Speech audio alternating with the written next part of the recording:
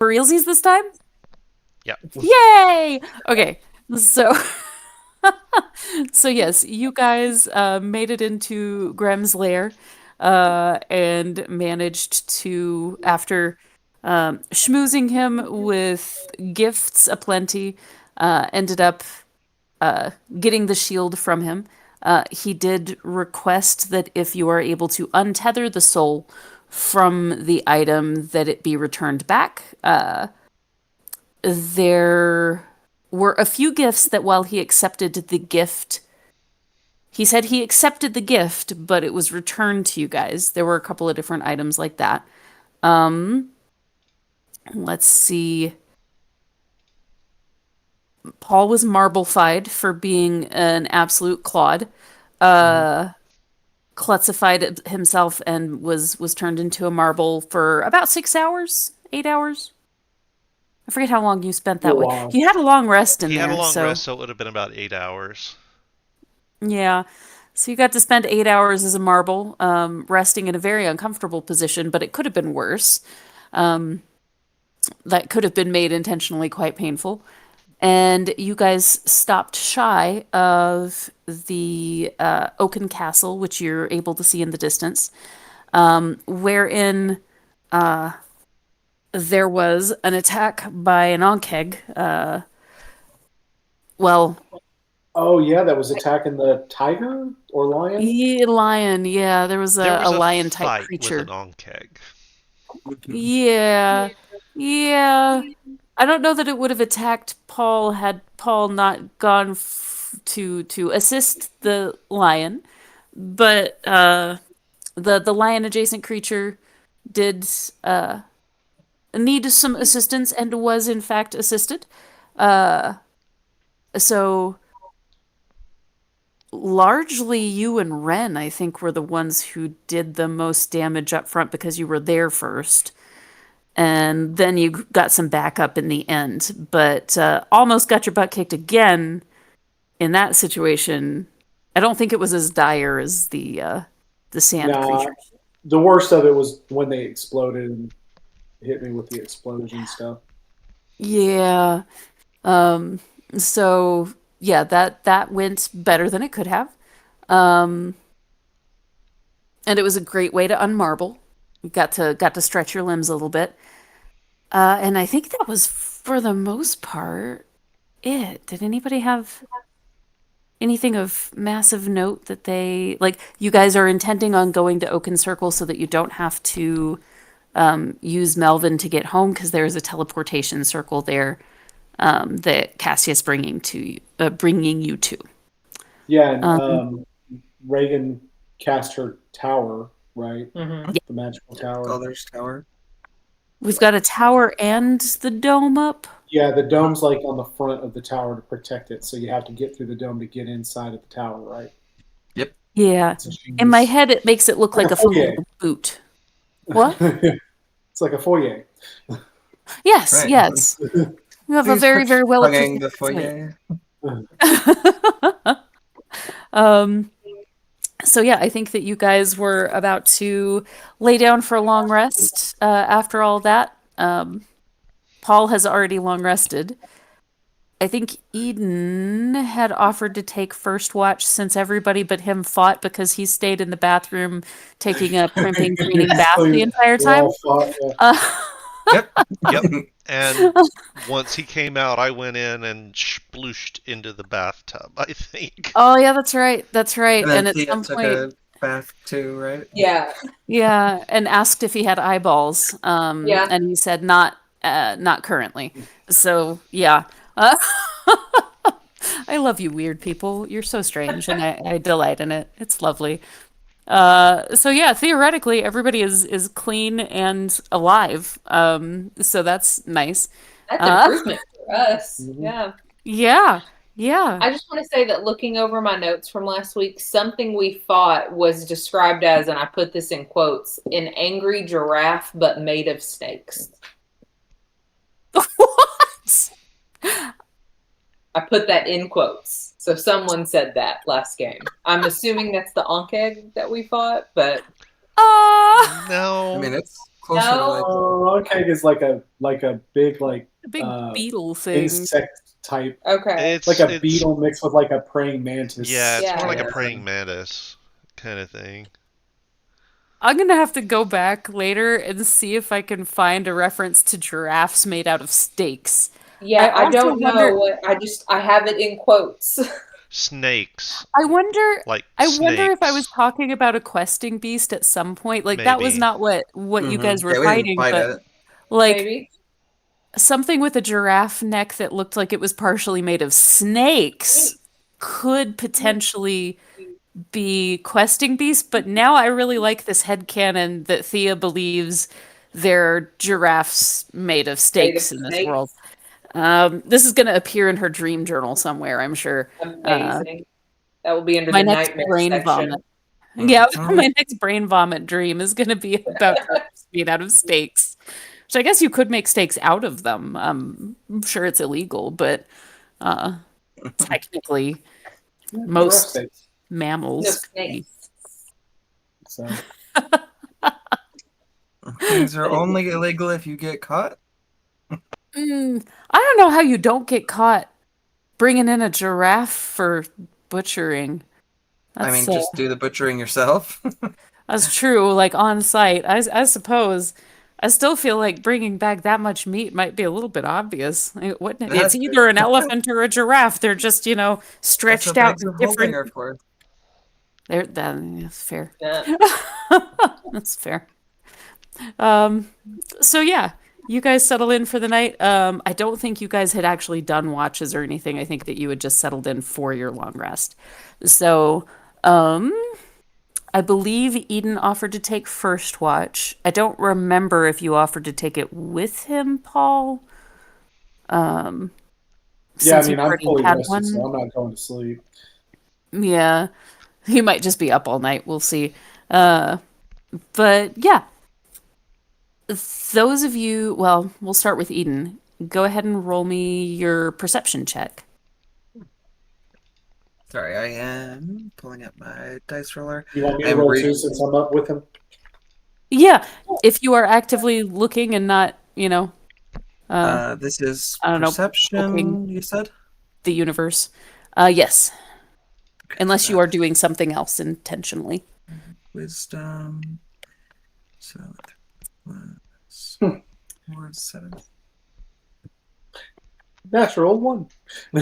Oh, Way to start the game. You are taking navel gazing to a whole new level. Quite literally, just like you have found a piece of lint in there and you are digging to China trying to figure out where it came from, seeing as you've been naked for the majority of, Sand lint, honestly, man. this entire adventure, with the exception of your loincloth, your it's just your cheetah fur. leopard cloak. I don't have that anymore. I don't Yeah, have no, the. it's just cheetah fur that got stuck in there somehow. Yeah. Oh, Ma- you said that was what the fur was. Okay. Yeah. Yeah. Mhm. Doesn't mean uh, he knows that. He's investigating it very thoroughly. that is an unnatural 20. Okay. The night over the painted wastes is really, really beautiful. You are aware now of that pride of lion adjacent kinds of animals over the hill. You know that they are present, but they are not a worry to you guys, especially since you've now made friends. So you can see them. The moonlight on the sands is really interesting and illuminates the different colors that lay in layers together in slightly different ways. The light bounces off of them differently. And occasionally you catch like some little skittering of some desert life, lizards, snakes, things like that. Some little tick, tick, tick, tick across the sand. Nothing looks particularly as though it is intending you harm or really even noticing you. And you become aware, like as the sun continues to go down, that the giant tree in the distance, you start to see little flickers of light almost inside it. But Hmm. pretty uneventful, just pretty. It's just a pretty night. The light, is it steady, like from some sort of artificial source, or does it look like it's more like candlelight, fire. You're kind of getting a mix of the two. It's far enough in the distance that it's pretty hard to distinguish, but there's a little bit of a difference in the flickering. You gather that maybe some of these flames are magical, and some of them are more natural. The tree itself does not seem to be on fire. That's That's probably good. good. Yeah. They've had enough problems in the universe, so uh but yeah, it's just like light within, just soft little, sometimes flickering, sometimes you'll see like a little dot of light that's there for a little while and then extinguishes, and other ones will pop up or things to that effect. So from this far of a distance, it's almost Christmas tree-ish. Just wrong kind of tree. Um, but yeah, really pretty. Your belly button's looking much cleaner than it has for days. Uh, yeah, yeah. That was less.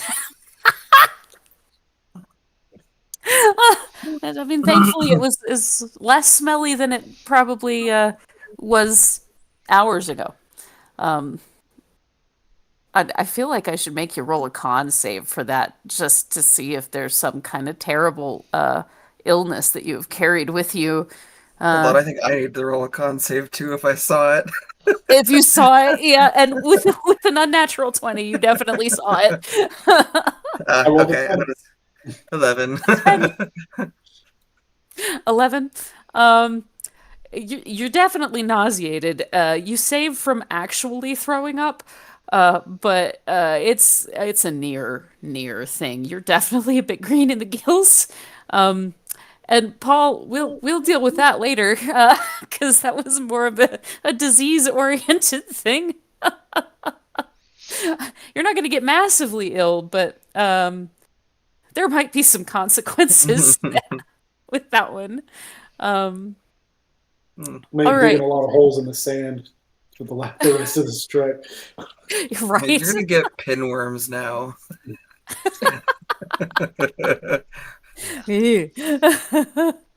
Those of you who are asleep, I would like for you to roll me wisdom saves.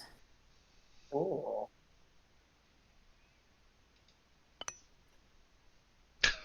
Oh, to our hold on just a second. To our people that have your protections up, so your tower and your orb.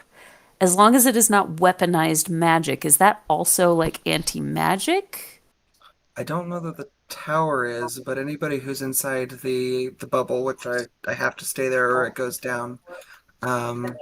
Anybody that is inside the bubble is protected from any magic. No magic can enter. Magic can enter. Give me a second. I have to decide how I think this works.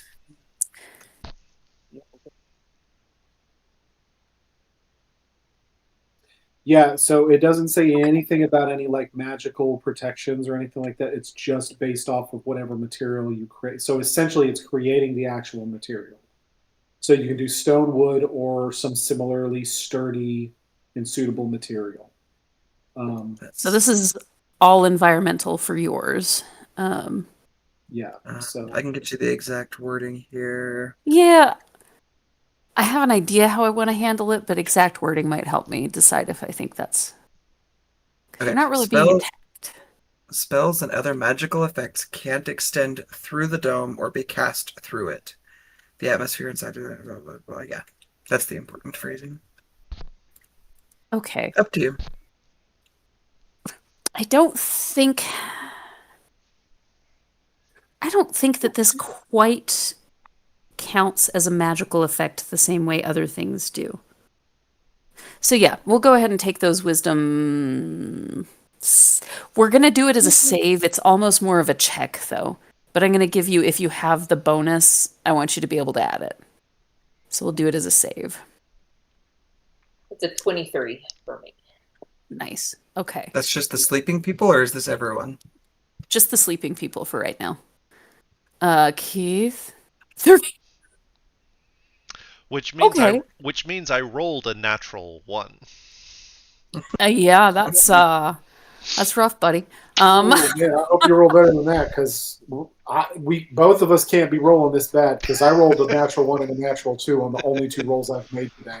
Well, So hopefully that means that you're getting it out of the way now. hmm. Um, we can hope Yeah, anyway. statistically, you would think that would be how it would work, but for some reason, it No, doesn't seem to work statistics that don't work way. that way. Random number generation does not work that way. It doesn't work that way in this game.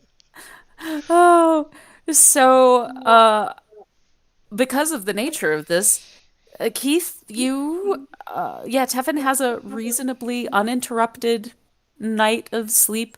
You have kind of the normal, just out of pocket, strange dreams occasionally coming up.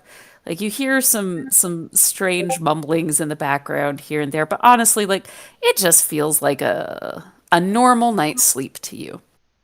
Okay. Um, yeah. Uh, Thea, you are no stranger really. Like it's an interesting thing for you sleep now. Like dreams have kind of taken on different kinds of meanings. And sometimes you can tell that your brain is just processing things because you know how this works. Like you write dreams. You know how this goes.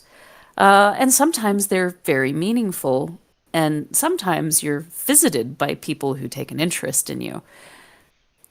This doesn't quite feel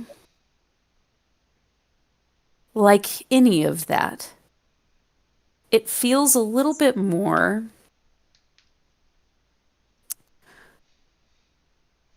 like a door has been open for you to have an out of body experience that is not your own. You feel a familiar urging. Familiar because this isn't unlike when you have an idea that you think might be too much or too small for your dreams that you write, the nudges that you might get from Morpheus. And so letting yourself kind of lean into that, you find yourself walking in a space that you've never been. It feels important. It feels like a hollowed space, like a very sacred, important space. Down corridors that seem unending. You can't tell if there is an end to this space or not. Right now, it's very dark, but you can tell that there are stained glass windows higher than you think a ceiling could exist. And you hear writing as though a quill is being scratched on paper. And it's very soft, but it's coming from everywhere. You don't have long, but you're free to examine this space if you would like for a moment. So am I like at the end of the hallway or is it stretching in like all directions? All directions. Okay. And do I get any like direction that the sound is coming from or it's just everywhere? It surrounds you. Okay. I think I said this, I don't remember. As far as it stretches, like bookshelves, just books packing these shelves. Ancient space. And some are old, some are new. Some look undateably old. And you can tell, like, the sound is coming from them. From the books. Mm-hmm. Okay. there any particular titles that stand out? Anything that's like glowy or sparkly? I don't want to just start grabbing books off the shelf. Do I feel called or pulled towards something? I like that. Roll me an insight check.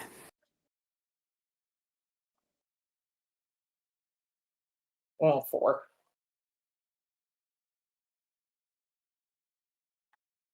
You are aware that there are names on all of these books. They don't seem to be in chronological order because the ages are all over the place. Some of them are very fancy leather-bound volumes. Some of them are. It's interesting because they seem worn and less expensive, but there's something that seems deeply valuable in them too, that almost makes them feel more precious, even though they might not be bound in as high a quality. Okay. I'm gonna go over to if there's kind of like a section that has more of those like older books that feel like kind of important. Um, and I'm just going to just cast a prayer to Morpheus and ask for guidance and pick a book off the shelf. Ah, okay. Um, Evens or odds? That will not. That is blasphemy in real life and D&D. What was that? Sorry. He said to start ripping pages, and I said that is blasphemy in the real world and in D&D. Evens or odds? Odds. Good guess. Good guess. Okay. So while you're in this space that has some of the older books and you do a prayer of guidance, you realize actually that this section with the older books is actually pretty still and quiet.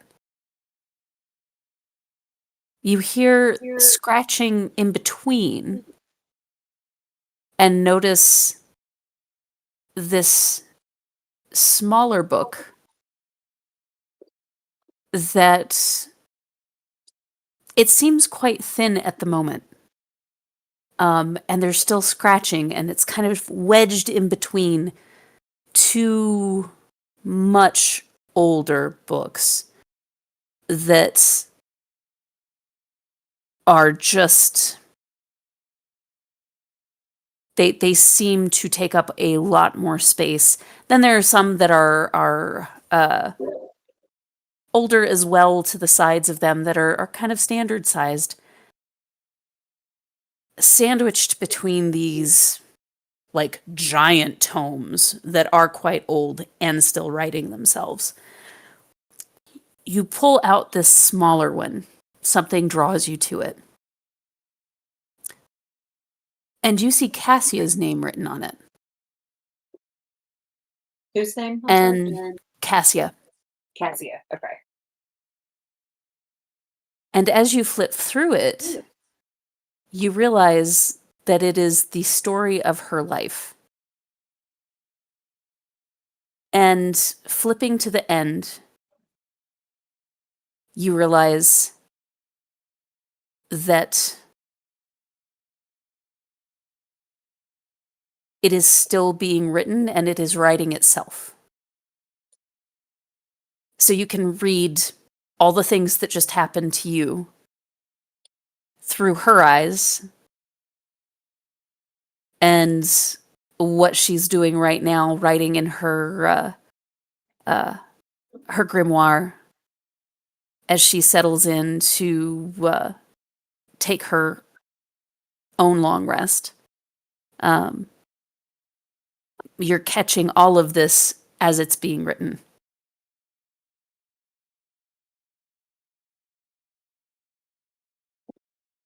And as this happens, you hear footsteps in adjacent corridors, or corridors isn't the right word, aisles.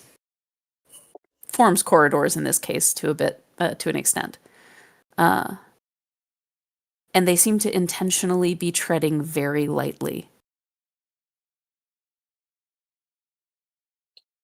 Okay. I'll follow. Are you attempting to be stealthy? Yes. Roll me a stealth check.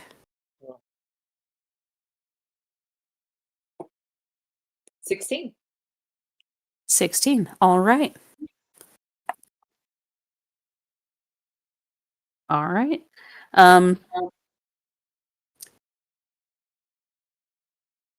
you are able to follow kind of in the back. You can hear the sound. It takes a little bit of maneuvering to get to where you can find this person. So they start off a few aisles away, and you can tell that they are trying to walk lightly. But theirs is the only sound outside of your own breathing, other than the soft scratching of pen to paper. And you see this cloaked figure silhouetted against lamplight as they walk through, trying to get their bearings. They turn quickly and start padding as quietly but as quickly as they can up one of the width aisles. And as they do, you can see that they are headed towards a grouping of books against a far wall that you're not sure that wall was there a minute ago. It's almost like they knew a path to make it show up. As they get close to it, you can kind of hear the weight of what is being written in these giant tomes that sit behind a lectern that holds one huge book. The writing is almost deafening from this area. And he approaches it, investigating it. And you see him stop as though something has caught his attention, like the hairs on the back of his neck prickle up. And he turns, and all you see is the reflection of the light in his eyes. It's kind of a weird, ghastly gray. And hear him gasp as it's almost like you are forcefully swooping in without actually being autonomously in control of the motion towards him, and you wake up. Did I recognize who it was, or I just saw the eyes? You only saw the eyes under the cloak.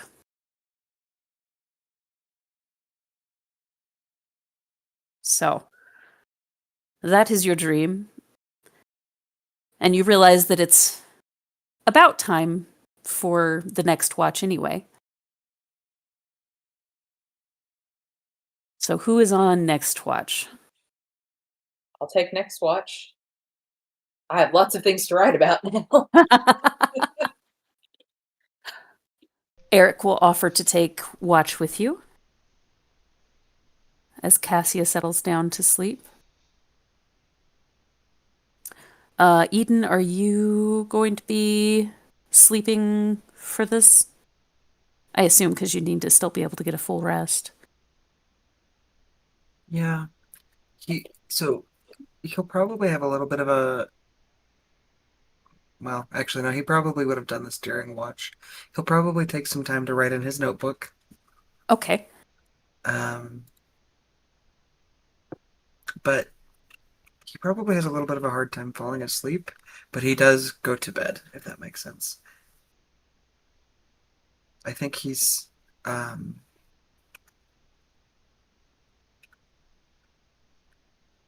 I think he's started like he's got a feeling of like a heavy weight going on right now. After the whole like taking on the shield and that whole conversation, I think a lot of the weight of everything is just weighing on him tonight, and so he'll go to bed, but he's probably gonna have a hard time falling asleep right away. He'll get there, but Feeling a little Frodo-y. yeah. Um, is Paul gonna try and sleep yet? Paul's perfectly. He's still good. He's Well, like midday. He's just gonna crash.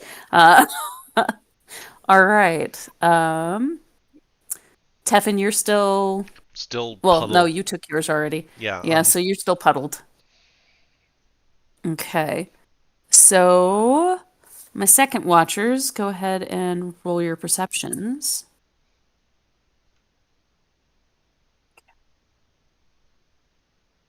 12. Oh, hey, hand me a D4, please. I don't have to dig one out of my perception. That's a 6. Oh, all right. Sorry. Okay. So oh, that's not a total of 6. You No. She rolled. She asked for Yeah. a D4, and I handed her the D6 accidentally. Whoops-a-doodle. Non-natural 20. A natural 20. Okay, awesome.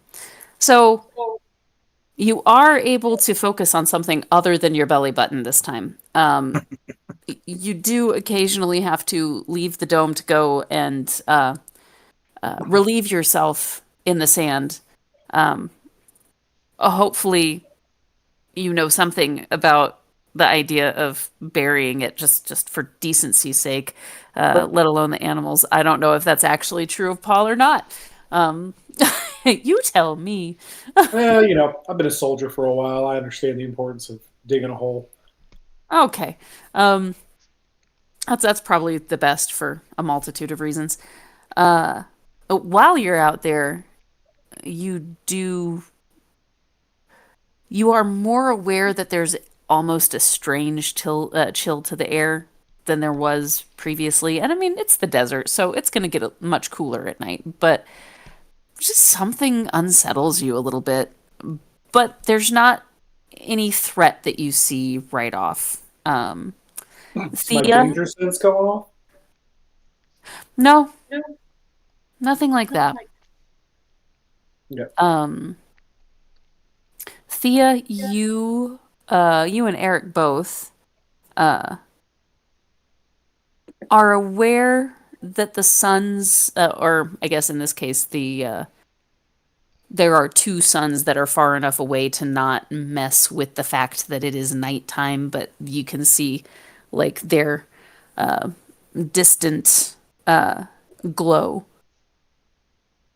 bouncing off of some of the other celestial bodies and causing some interesting,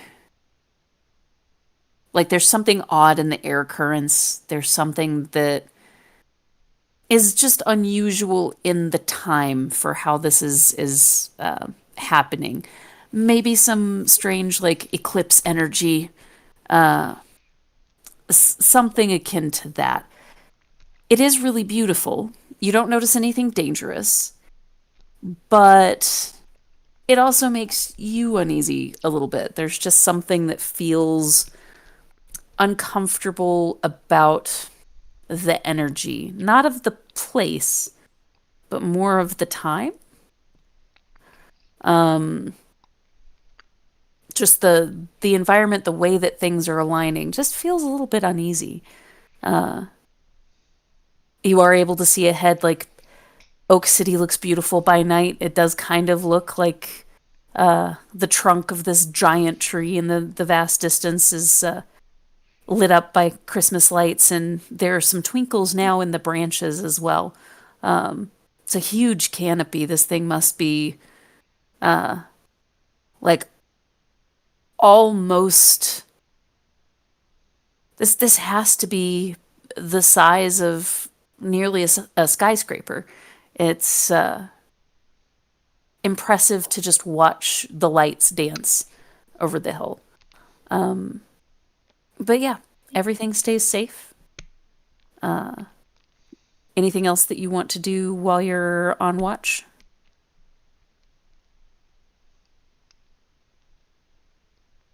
So just ask Eric, do you feel this too? Does this feel weird? Or is it just me? It's uncomfortable. There's Yeah. something that unsettles me. I've seen Yeah, me skies like too. this. You're not, yeah, it's unusual. You're Yeah. well in tune with nature. Have you felt I this don't know before? what's going on, but I've shat like 6 times already. So, so your stomach Oh, is hold upset. on. Run away from my next hole. I can't say that I have that symptom. That's something different to me. I don't feel that way. I I guess, do. well, I'm sorry, go ahead. Oh, I do agree that there's something unsettling. The last time that I felt anything akin to this would have been. It's not exactly the same, but the eclipse of the seven suns. Um, a large scale celebration, but it was still distinct from this. But it was the way that it affects me feels familiar to that. Something about this, and he just kind of gestures to the sky, is tugging at us, I believe. Opening gateways, maybe? I can't help but think of like the opening lyrics to Age of Aquarius when you're talking about this. The moon is in the seventh house, and she Uh-huh. put her alliance with Your alliance with Mars. Mars. Hadn't really thought about that, but now that's going to be the soundtrack in the back of my brain. Thank you. Um, Ooh, maybe Thea will try to get some like tarot cards. That seems like a thing she would do. I didn't think about that till right now. Interesting. That does kind of seem like a thing that she would do. That seems like a Thea thing. I never thought of it until just this moment, but we might try to track down some tarot cards. That might be fun. So, Yeah, that could very well be. well, while we're just kind of, watch and I'll tell Eric about my dream and just kind of casually, I'm going to cast detect poison and disease on Paul. Oh yeah. Yeah, he's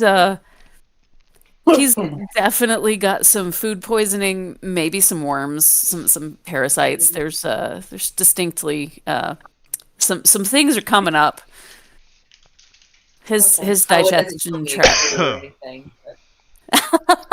Yeah, his digestive tract lights up like a Christmas tree, man. It's Okay. yeah, it's real bright. Um and since we've been in the library with you, well, not quite library, with you for a while, um we can also run Eric's thing off camera if you would like. We could do that via text or something if you would like to. Absolutely. Um let's see. Okay. I'll just try to keep Paul And hydrated while we yeah, pass the time. yes. Um So our sleepers, go ahead and roll me wisdom saves. It's more just a check, but I want you to have bonuses if you get them. You So can go do it. ahead and take it again. Do it. Okay. That's fine.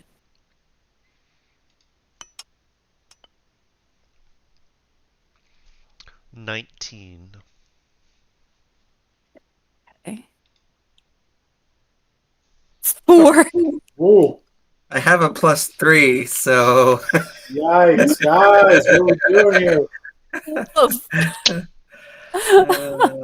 yep. We need to get out of this desert before something really dangerous comes along. Right? Uh, so yeah, on this shift you don't get anything eaten. It is definitely like you're really struggling to get to sleep the first part of this. Like you're resting, so your body is recovering, but your brain keeps like you start semi-dozing and like jerking yourself awake a little bit with like some thought that pulls you in a different direction. And it's almost like sleep is evading you a little bit. Um, but yeah, so first round on that, not particularly successful. Um, Tevin, uh, you similarly to Thea, feel like you kind of get pulled in, not necessarily by invitation for you, because you're not necessarily familiar with an entity that would be guiding you, but it's almost as though you are you receive a little bit of a forcible shove into something, into a machine. Do you know in the Dark Crystal, Agra's thingamabob? Oh, yes. Yes, I Yeah, do. all of you know the Agra thingamabob? Hmm. Yeah, I There, don't know what oh, it's called, but um, um there's a name for it. Uh, It's there is a name for it. Yeah, I'll pull it up. Yeah, it's an I'll, Ori. I'll, It's an Ori. Ori. Yeah, cool. Um Orrey, I believe. so there is something like that where you find yourself in the center of this working of gears that resemble orbits and a planetary model of sorts. Um, and in front of it, there's a man.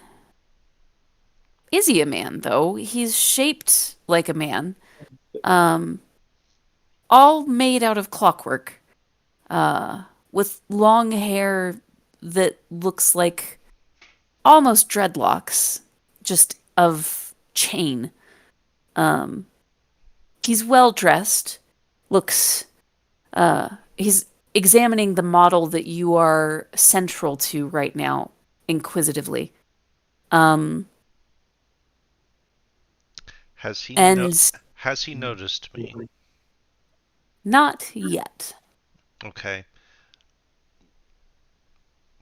I I don't know what form I appeared in this dream as, but I'm going to consciously shift myself to look more mechanical.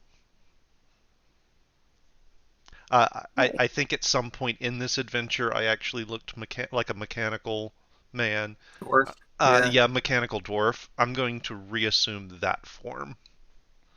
yeah, I think that's how we met you. Mm-hmm. Yep. Hmm, I think so. Um, he's currently shifted over, taking notes in a space. So this Ori, you are in the central part of it, but there are different parts that almost have their own system Mm, in different corners of the room where it is connected and the orbits overlap, but they're moving on their own. And looking over, you can see that he's looking at great concern with one specific one, where the inside circles, the inside celestial bodies, have ceased moving, and the outside are moving what seems to be based on his response too quickly. mm. Um, they are examining this very carefully, kind of taking notes. You hear them mumbling and muttering something to themselves about the the clocks having stopped. It's like the clocks can't stop. This isn't how this works. I'll have to I'll have to get in touch with Rose. Um, and then similarly, like the hair, well, if they had hair on the back of their Mhm. neck, it would prickle. And they shift over and turn to you. And they don't seem to respond with fear, but rather walk towards you, looking in through this orb kind of that you're Hmm. stuck in, the celestial body that you've manifested in. Um, well, hello there. You don't belong here at all, do you? Do Hmm. any of us belong anywhere? Roll me a persuasion or performance, to see if you can put that idea forward enough that he can actually perceive it. That is a Great. persuasion check of 23. Oh, nice. Um, they kind of back their head. And as he does that, I want to make a special note of the section that he's been looking at to see if I can sort of can I sort of generalize what this Ori is supposed to be representing? Is this, you know, is this the Neverwonder? As our only native, roll me a nature I'm or not native. history. I keep, I am I'm so not positive native that you to it. were. Nope. Well, never mind then. Um, we Not, got to I have a am. conversation because I've forgotten what you actually are then. I've just assigned you the native role. Uh, I was a I think I've peddler. made that mistake sometime. I was a peddler in Kansas. That's right. Okay. Nate was the native. Nate was the native. That's right. That's right. Okay. Um, okay. As a peddler in Kansas. But you have been here longer than some of the others. Right. Yeah, I've probably been in the Neverwonder for a lot longer, but I am not native. I don't know that I'm going to give you a nature, but give me a history, which is still intelligence, so that's probably going to be good for you. Eh, yeah, I'm not proficient at it, but I do have at least. It's a 15. It's not bad. Yeah. So while you're not super familiar with that, you do recall having seen uh in your dealings very specifically when you have been in the Emerald City before, Hmm. because you were there before you guys all went there. Yeah. Um, in your dealings with them, uh, It's where my rival lives. exactly. Uh, you were aware that your rival had a set of maps, and this whole Ori setup you have seen in those maps before. Okay. You recognize that vaguely as an adjacent part to this world. Like the whole Ori is meant to show the alignment of several different realities. One is the Neverwonder. Okay. Um, and it's an interesting way that that is set up because there are different pieces from your perspective looking at it in 3 dimensions for the first time. Hmm. You are aware that the Neverwonder are effectively,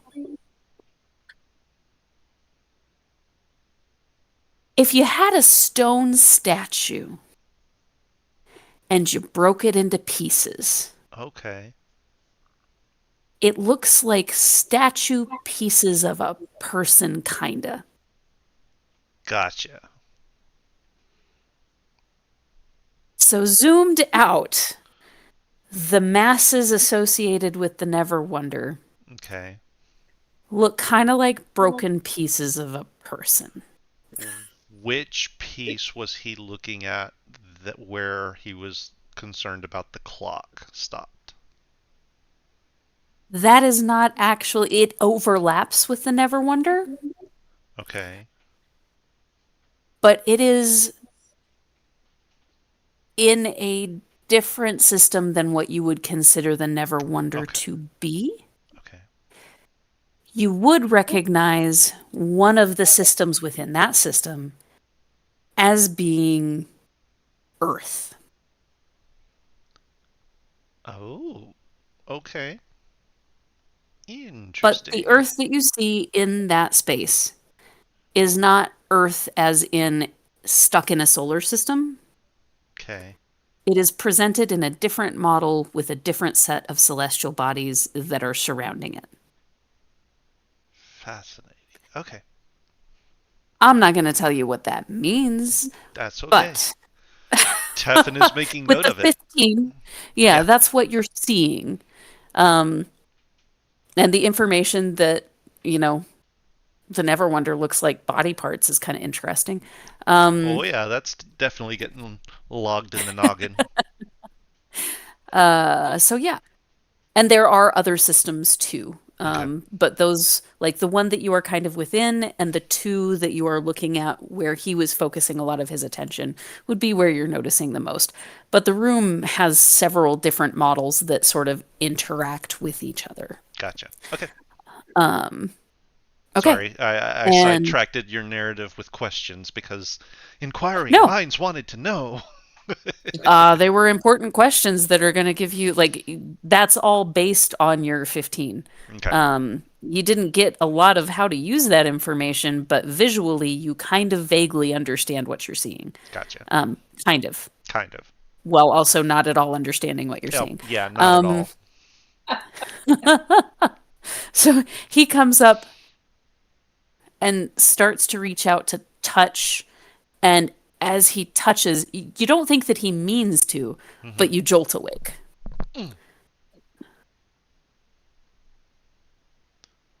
Well, that was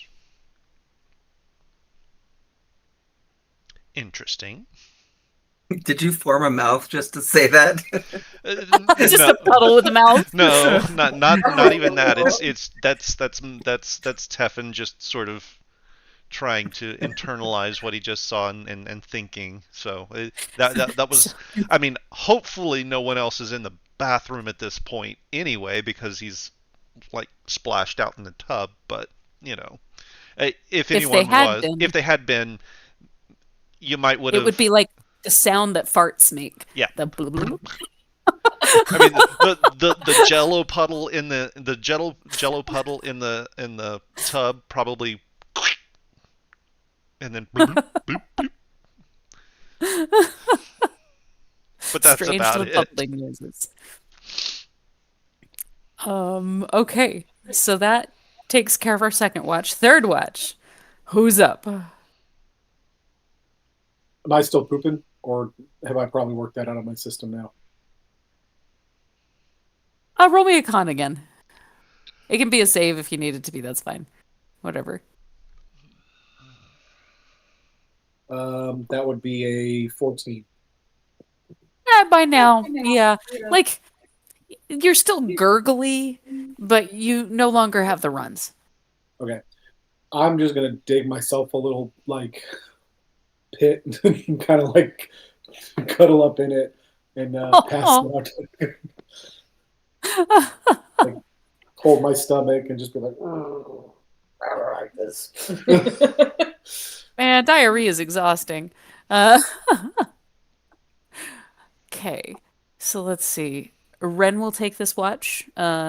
Is anybody else going to be like Thea needs to go back to sleep to get her full 8 hours?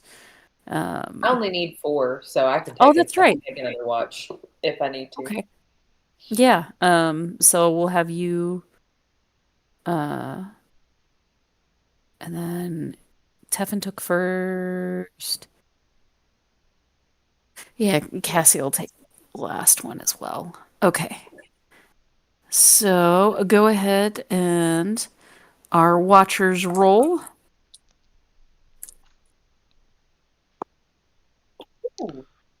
I won't be taking watch, but I'll get up. I've got some work to do as far as infusions go for the day, and a little bit of study for my spells.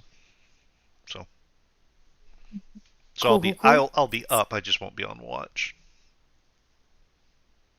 26. 26. Okay. Um yeah, nothing changes. I guess as the sun starts to the main sun starts to come up, some of that odd tension does feel like it eases a little bit. Um, Still uneasy. There's still something a little uneasy, but there doesn't seem to be anything physical that is looking to cause you harm. There doesn't seem to be any danger looming or anything like that. Um,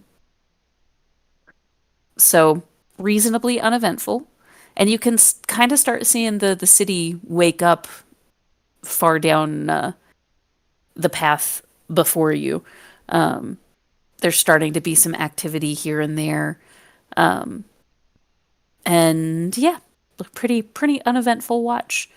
Uh, Cassia and Ren stay with you, and uh, if there's anything that you care to talk about, you can just sort of uh, easy conversation or anything like that. Do you have any major things to ask about or to talk about? And like, we could either hit high points and go come back to it, or just as long as I know the things that you would ask about if you were to ask, so that I can make sure you get that information. I would want to talk to Cassia about the dream. I guess I didn't. Maybe I knew she was also a warlock or witch, and I just didn't pay attention to that. But that she also has a grimoire, like I would just want to talk to her about that, and we can do that through text if we want to. But Cool. yeah, Um, because I did just kind of I think read her life story. yeah. Whoopsie Sorry, daisy. wasn't trying to get all up in your business, but So you would know from that little stretch. I'll arm you with this, and then we can text back and forth as you're able to. Um, you would realize, maybe for the first time, I don't think that anybody has ever corrected you on this.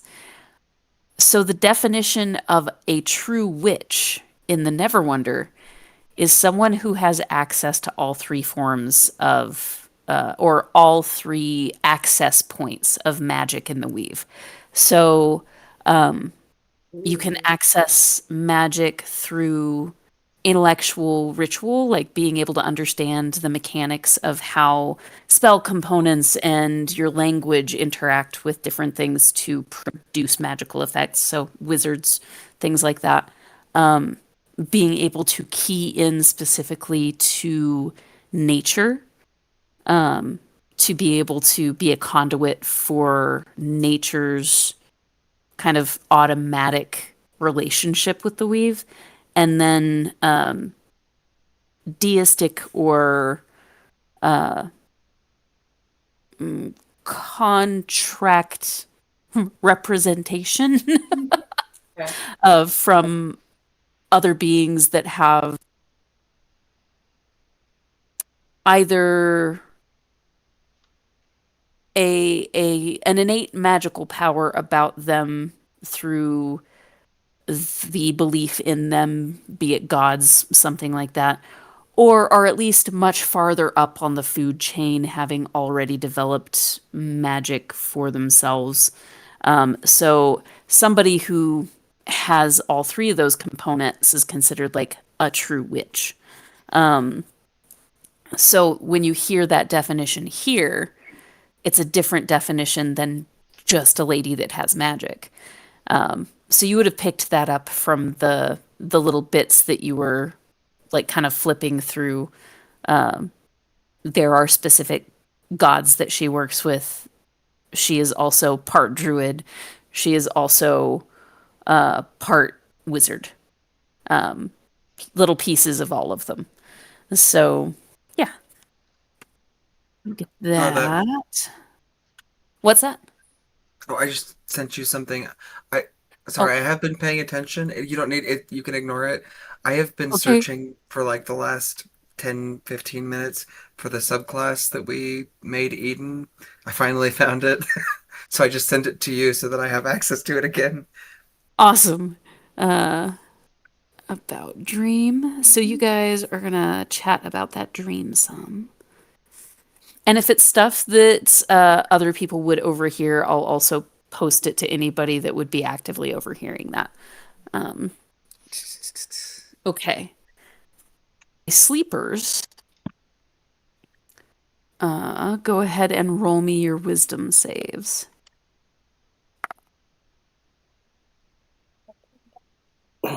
5.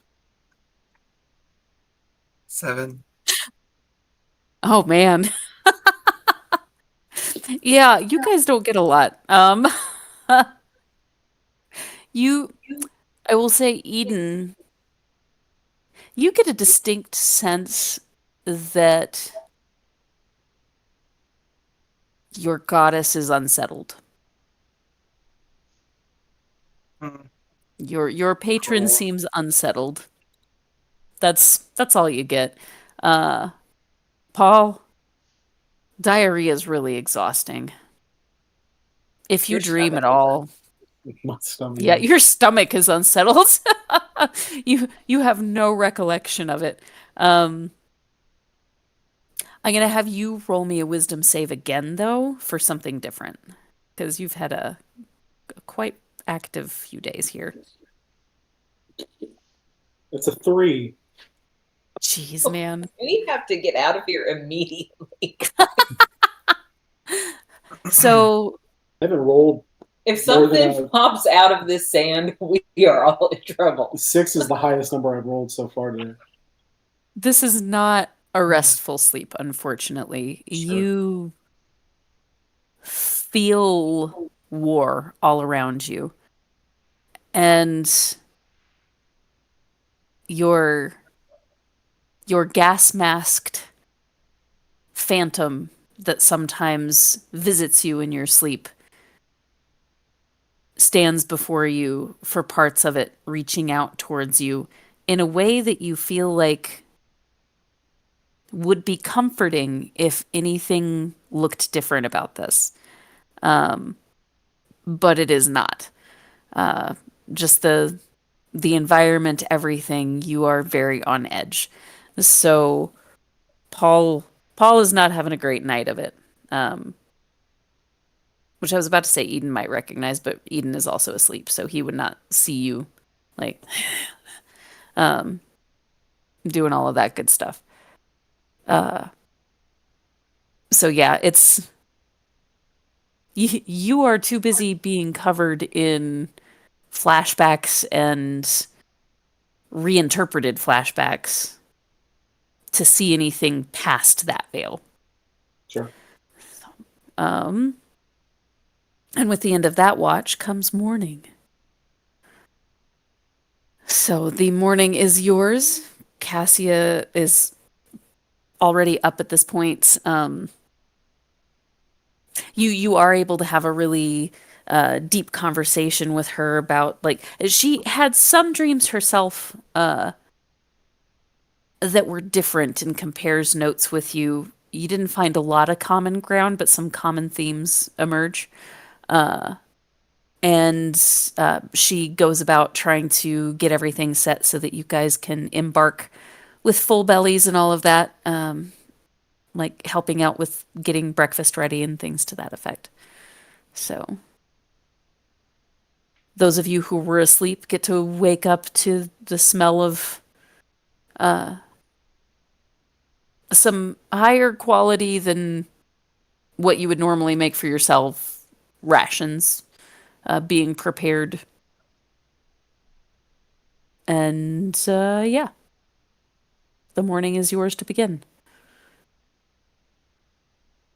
Paul does not eat breakfast. That's probably fair. He might be 20 pounds lighter than he was when he started last night. Paul, that is meat. You haven't hardly touched your 10-day-old meat. Are you No, okay? yeah, I'm fine. Okay. I'm just staring off into the distance between the That's rough. crazy dream and the messed up stomach. I'm no. Crazy Okay. dreams and the crazy shits. Mm-hmm. So I'm gonna go back into memory here, and I'm gonna try to find songs that Paul has enjoyed in the past. And Eden's just gonna start plucking out something to be of some small comfort. He's not gonna say anything about it. He's just gonna start quietly playing.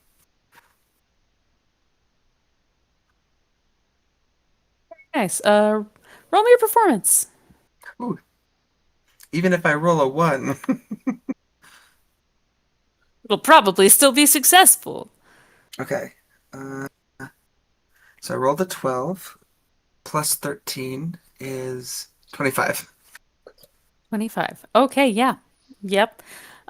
Yeah, you're able to remember something that Paul has found comforting before, and it's a lovely song, Paul. It does kind of put you at ease. Not quite as tense.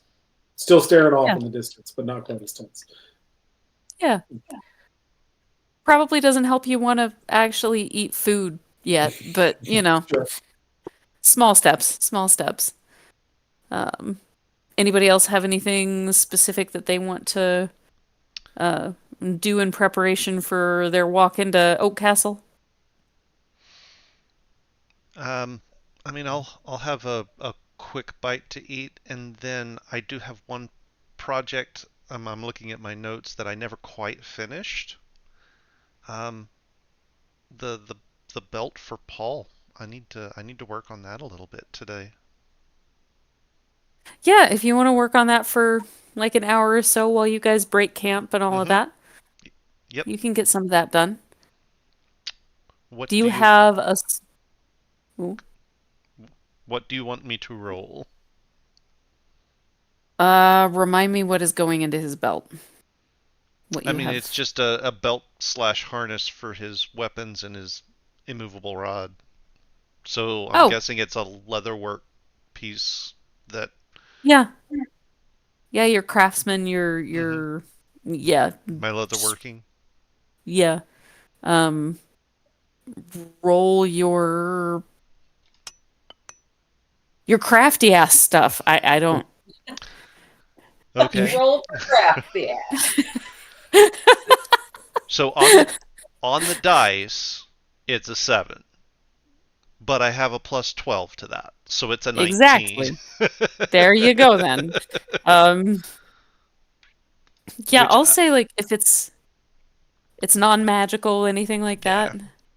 yeah. My note was that I had like one more like roll that I needed to make for it before I could deliver it. Yeah.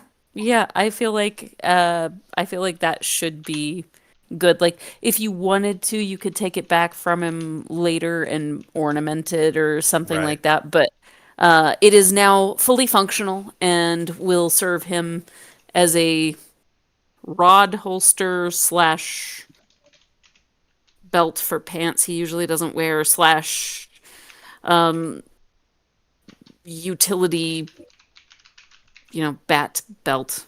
I, Sure. my Um, brain always thinks of the Batman utility belt when I'm thinking about this kind of thing. So in my brain, it's a Paul-sized medieval looking version yeah. of a Batman utility belt. Yeah. So after I'm done with it, after I've tinkered with it for a little while, I'll sort of bring it over and hand it to Paul. It's like, sorry, it took quite a bit longer than I thought to get this done for you, but here you go. Paul absentmindedly just grabs like a handful of coins from inside of his. Doesn't even look. He just grabs a handful of coins and just sets it down, and he's just kind of still staring off into space. No, that was not something that you were. That, you don't have to pay me for that. That was not something And he that I grabs was. more coins and puts more coins out. All right, and I'll grab up whatever it was that he put down. I have Eric kind of 60 coins total. So what I'm going to do is I'm just going to roll. Um, I'm just going to roll a. Roll a d6 Yeah, and a that's what I think. I'll roll a d6 and then multiply it. yeah. I literally pulled all the coins out. You have 60 gold coins. Jeez. just I just grabbed them and just 60 gold coins. Okay. Eric will just kind of touch your shoulder, like, hold them for later. I don't think he's well. Yeah, I'm gonna definitely put that to the side. It's wise. I'll make him some tea when we get settled and see if that helps whatever's happening with him. Uh, yeah, you guys are able to get all packed up and head on your merry way unless there's anything else happening. Good deal. Um, Someone roll me a percentile. Who's rolled well tonight? I want to do it. Yes, please. 42. 42. That's the answer to life, universe, and everything. Woohoo! And great number. Oh, and you all actually do feel a little bit of a sense of understanding. You're actually going to get you're gonna get a +2 advantage to your insight checks for the next day. Um, yeah. Nice. So 42 worked out for you. Okay. I have to think that that was actually a nod to that idea, actually, whoever wrote that Oh, particular chart. It had to have almost been certainly. a nod to that, and that makes me happy. Mhm. So You yeah, get an you insight guys, check. yeah, you get a +2 to insight for the next 24 hours. And nothing bad happens on the trip. Yay! Yay! Even better. Is there anything that now, like with the whole party awake and all of that kind of stuff, that anybody wanted to discuss or anything like that in transit?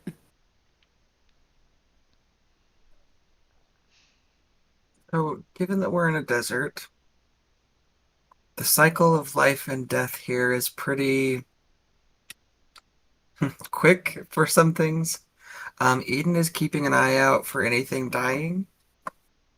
If he sees particularly like birds of prey, vulture type things, he's looking for where they might have found food. Anything dead or dying, he's trying to keep an eye out for. Okay, roll me a perception or investigation. Perception. Uh, Perception +7. Uh, what is that? 11. 11? Let me see.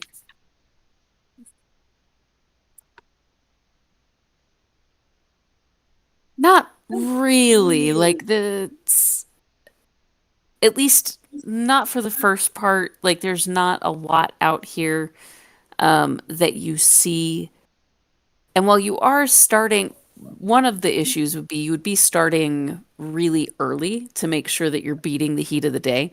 Yeah. Um, and that does make it a little bit harder to see. Like you have daylight, but the sun hasn't fully like come up, or it would end up being pretty oppressively hot pretty quickly.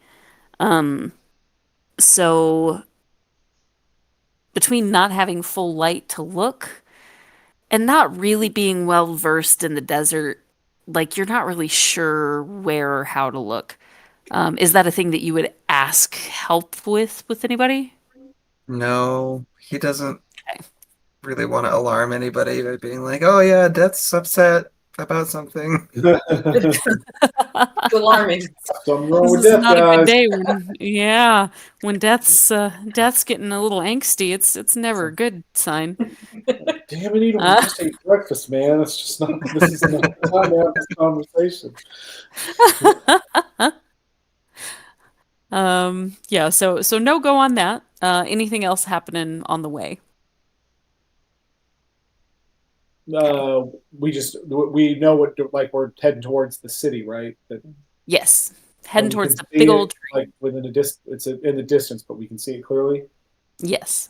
Yeah, Paul's just trucking along You will quietly. probably hit that right about the same time that the heat is at its peak, so that you'll be able to, like, you timed it such that with Cassia's help, you've kind of figured out you would be getting there about the same time you would need to get out of the sun. Um, so, yeah. Uh, One thing I am going to do, I am going to pull out my mini mechanical wyvern and make sure that it's, powered up and active. And I'm just going to keep watch and see if there's anything weird with with the timing of its gears. It's a good idea. Uh, There's all I'm gonna kinds make of you. sand in it. That is I true. mean, I'm yeah. I'm not gonna make you roll for that one. It doesn't seem to be doing anything unusual, other than occasionally like coughing out some sand and a little puff of like light smoke. You just get a little bit of a. I'll reach down and sort of stroke it. It's like I feel you, buddy. You're all so ready to be out of the sand. Um, yeah. Yeah, you're able to get there without a problem. Nothing tries to eat you, nothing attacks, like no weird plague of anything attacks you. So, yeah, well done. Uh, you're able to get there. Nothing seems to go awry with your wyvern, other than just being displeased about the sand and being a little Okay. grumpy pants about it. All right. Kind of puts out little puffs of smoke occasionally about it, but nothing massive. Um, as you get closer to the town, it's a cute little town. Um, there might be like 100 little structures around the tree. The tree is even bigger than you thought that it was going to be. Um, it's probably about the equivalent of, I'd say, like a 30-story building. Um, so it is a big size and is quite broad. I would say it's probably like I would say it's probably like 150 feet across. Is that far enough? That's probably farther than that. I'd probably let's give it 300. Like probably 300 feet across and like way the heck up there. And then the canopy stretches for probably another 8 times that. Um, so it's a huge structure. So a lot of the buildings are in the shade of the tree, and you can tell that this place has been a work in progress recently. There are old buildings that look as though they have been restored to some of their former glory, but you can tell that they're old. And then there are some that look still quite derelict and as though they haven't really had a lot going on in them for years at this point, like maybe close to 20 years. Um, and they are like there's a busy bustle about the place. People going to and from market, and all the shops are open at this point. People are generally staying out of the broad sun, but like in between buildings and the oak castle itself, the tree. There are a lot of people about just kind of milling through doing their normal daily things. There is a strange number of there's a bit of an odd number of kind of more anthropomorphic creatures in this space. Um, Not outnumbering what you associate with being humanoids, just a higher than average number of them. There's a few like extra Kenku, extra Aarakocra. There's some like lupin species and tabaxi. There are more of those here than in some of the other places you've been. Although the tabaxi were more populous in Cove. So just may or may not be This important, but So this is like how many owls do you have to see in a day before it starts being weird? Like it's not that there's a lot of them, but even seeing two owls is kind of like exactly, exactly. Like the closest thing that you guys have probably come to this would have been Cove because Cove had a lot of tabaxi. But like this is per capita more than what you saw there, if you're just taking all of the animal kin in. uh you said we were seeing shops. Hmm. As we're going by, are there any butcher shops? There would be. Okay. This You is gonna go maybe a find giraffe little steaks? Sorry. maybe, yeah. Uh actually Eden probably wouldn't even know. Okay. So because Eden is who he doesn't really know if like a butcher shop gets their stuff live and then they slaughter it there, or uh like if it's just delivered whole and then they chop it up, or what. So he's gonna go looking like as they're walking. If he sees anything that even like he might assume is a butcher shop, he's gonna be like, "Excuse me, I just need to step in real fast. Uh, I have some questions really quickly." So yeah, your friend stops at a butcher shop to ask questions. Not the weirdest thing that's happened in this game. if Eden goes Not in the there and says, weirdest thing "I he's just need to see something die.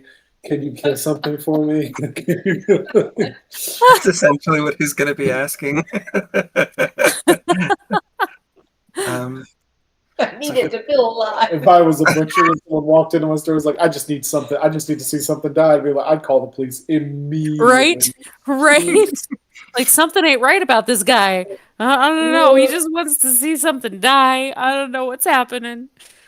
Yeah, yeah. So you walk into this butcher shop. um, e- Um, excuse me.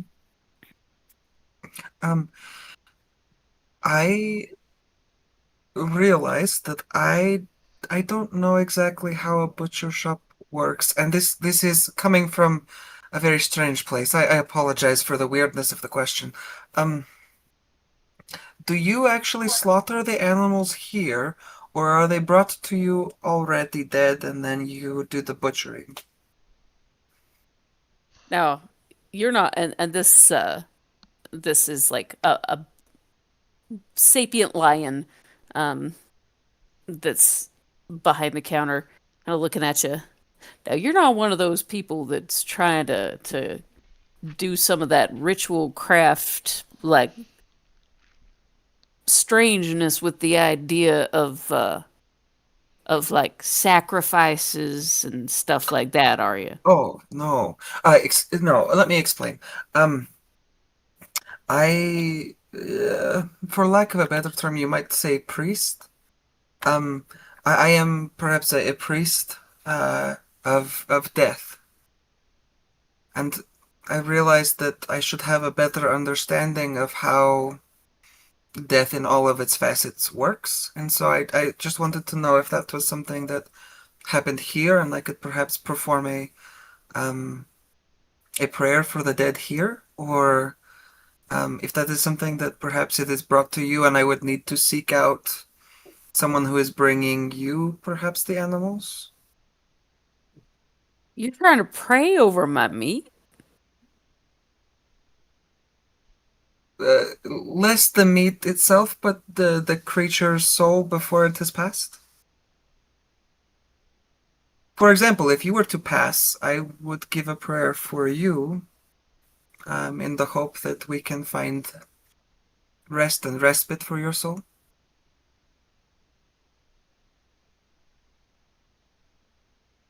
Do the chickens need rest and respite for their souls? If you had to eat bugs every day, you might want some respite. Roll me a persuasion check. I mean, I know you're gonna pass because you've got like a 5,000 persuasion, but like this is a really strange conversation, He's about to make this butcher question everything that he's done for his entire life. right? We're gonna This make a butcher's going to be the vegetarian person who lion. starts this place's version of PETA. PETA. Yeah. 24. 24. Huh. Well, I guess I can't argue that much. If I were having to eat What have I been bugs all doing the to these time. animals? With the blood on my hands.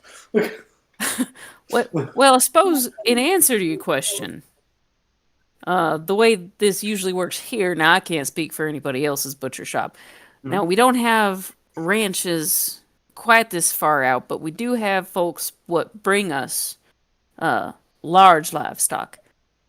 Now, they'll bring them to us live, and we'll take care of them as far as the butchering and all of that. We'll go ahead and kill them here.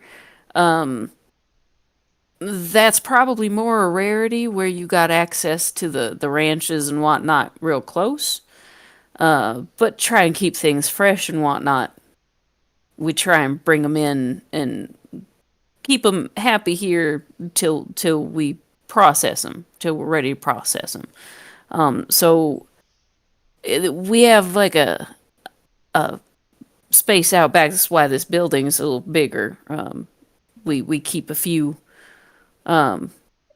in the stalls out back, and then we've got a processing behind what you can see, because people don't tend to like to look at that, you know. No, yeah, it's a difficult thing, and the loss of life is always hard for people like us. But thank you. I appreciate that. Are you perhaps do you have any animals that are due for processing today? Evens or odds? Events? Afraid not. We That is already recently did that. Now we've got some tomorrow coming in, but nothing mm, today. Unless anybody brings me chickens, we do have a lot of people with their local chickens and whatnot. If they don't slaughter them themselves, sometimes they get attached, but they know they got to do what they got to do. You know, they'll bring them to me, and it's always a little. I don't like that part of the job, but also but lions got to eat. hmm And it is a part of life. That is the natural end. Exactly, exactly. Better to go to the circle of life, right? That whole like idea of if I'm gonna have to go anyway, somebody might as well benefit from the loss. Agreed. Agreed. Like you can tell he's absolutely just trying to justify his life now. Uh, No, and it is a noble thing, I think. Perhaps not something that they could possibly understand, but a noble thing to be a food source for someone who might otherwise not have food. yeah, yeah, exactly. Yeah, Well, thank you for your understanding, and I apologize. I know that is a strange question to be asking, especially at this time of morning. But real odd. I mean, if you want to pray over all the ones already dead, feel free. uh, it is more for me, perhaps, like the transition time that I was looking for. But um, uh, these souls have gone to wherever they have gone already. They have been escorted. Ah, there's a time limit. Gotcha. Sure. Not a super Thank. religious man. That is fine. I was not myself previously either. So thank you for your time. Course, yeah. If you get to where you're needing to see some transition times tomorrow, come on back. With any luck, I'll be in a very different place tomorrow. But I appreciate it. All right, you folks have a good day. You do as well. Thank you. I don't know why I decided to make him that southern, but there you go. I love that you made him Southern. That was fantastic. This is lion guy that's just Just Hand randomly lights. southern. Southern life. Why not? Why not? Uh, yeah, so you stopped in at the butcher. Where next? Anything else on the That's way it that for you're me. looking for specifically? No, Anybody not for else got Palmer. Okay, something? so All I right. can't think of Do we know where we're anything. headed in here? Has anybody been here You before? Cassia has. Okay. Um, So are we got like following Cassia or I mean, she's pretty sure that you're following her, but I mean, if you take a diversion, you are allowed to take a diversion, you know. Uh, so yeah, the she is heading you towards Oaken Castle. So you are marching on towards the big old tree. yeah, Paul just follows along. Are we likely to be welcome here? He'll ask generally, but sort of specifically towards Cassia. Uh, she'll kind of give a smile. You'll notice, like, since she's here now, that there's a little bit more levity in her step. She's a little bit like, even though the night of sleep was a little bit strange with dreams and things like that, she's uh what needed to be done is done for right now. This step is taken care of, and so she's a little bit lighter, a little bit bubblier. Um, not to the point of being like Billy, but like definitely just more calm and confident and brighter. Um, she turns to you, is like, "Oh goodness, yes. This is a very friendly place. It's still rebuilding, but people are usually pretty they're grateful to have people come in and remember this place. It's a good place to be. And for a long time, people abandoned it and left it empty. And so I think that they welcome visitors as much as they can. So you don't really have to worry too much about anybody looking at you strangely for being an outsider here. There are other places that's not so true, but here they tend to like it. Think, and the castle itself. I mean, the people in it are a little bit wacky, but King James is really a very nice fellow. He's very kind, and he was a lost boy for years, so he is, I would say, much more grounded than a lot. Question.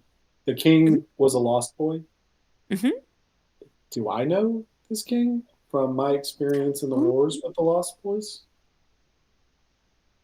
me a history check, because like there are a lot of lost boys. You might not have run in the same circles, but there's Okay.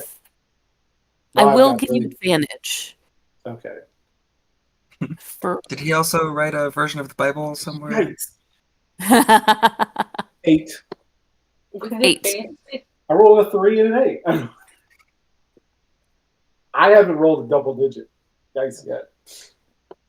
Wow. You don't you don't recognize the person that's being discussed. Like you wouldn't necessarily have thought of like King James. Sure. We'll maybe circle back to that. We'll see kind of how this Sure. works. Yeah, like the name is not like I don't recognize a lost boy Yeah, that was a King James. Whether or not this is a person whom I had met before, I don't associate it with the with exactly. okay. Yeah. Makes Yeah. sense. So we might come back to that. Good call. Um, yeah. Yeah, he's a different kind of person, but like he's more grounded than some of the others. I feel like some of the royal court, um, they're a little different. Generally in a, I was about to say good way. I'll say not bad way. Okay. You know that we also often refer to um, The shorter member of our party is a little bit different. So are we talking a little bit different that way, or are we talking a little bit different, like, say, Tweedle?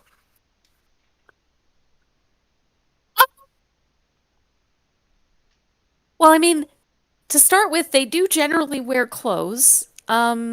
That is an that is good. Yeah, yeah. They have more complex thought processes than Tweedles.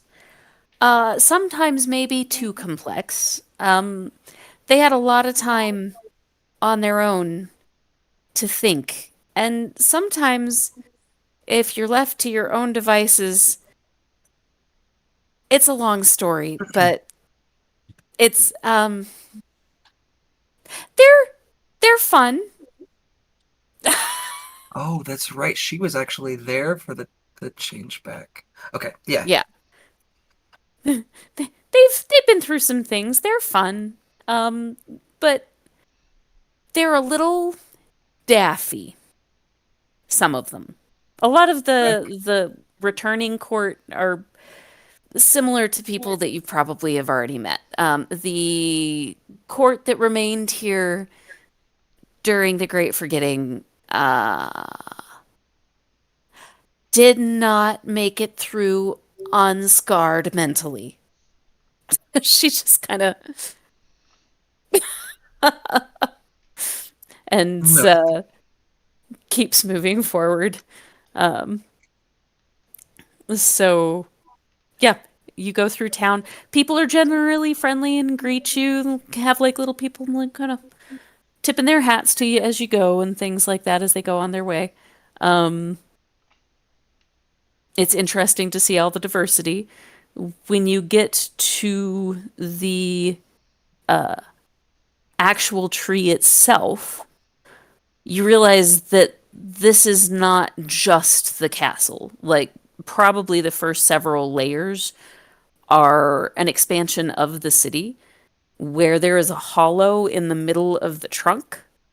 And it's still very much a live trunk, but buildings and shops have been built into where you might have passed several homes on the way in. A lot more shops and businesses kind of are built around this hollow with this like massive spiral staircase giving you each access to each floor. So probably about 5 to 6 floors up, you see a heavily guarded area above, like a ring that seems like it has actual security and whatnot there. But the bottom, unguarded archway, just to. There are guards like on the outside of the tree itself, but people can come and go as they please, and you are able to enter into that bottom tier without a problem. It's a nice, happy, like bustling place. It's really beautiful. Um, Anything you're watching out for on the way or doing?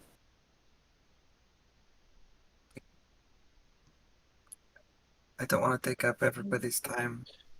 No, I Uh, mean but if your character's curious about stuff, then that would be normal.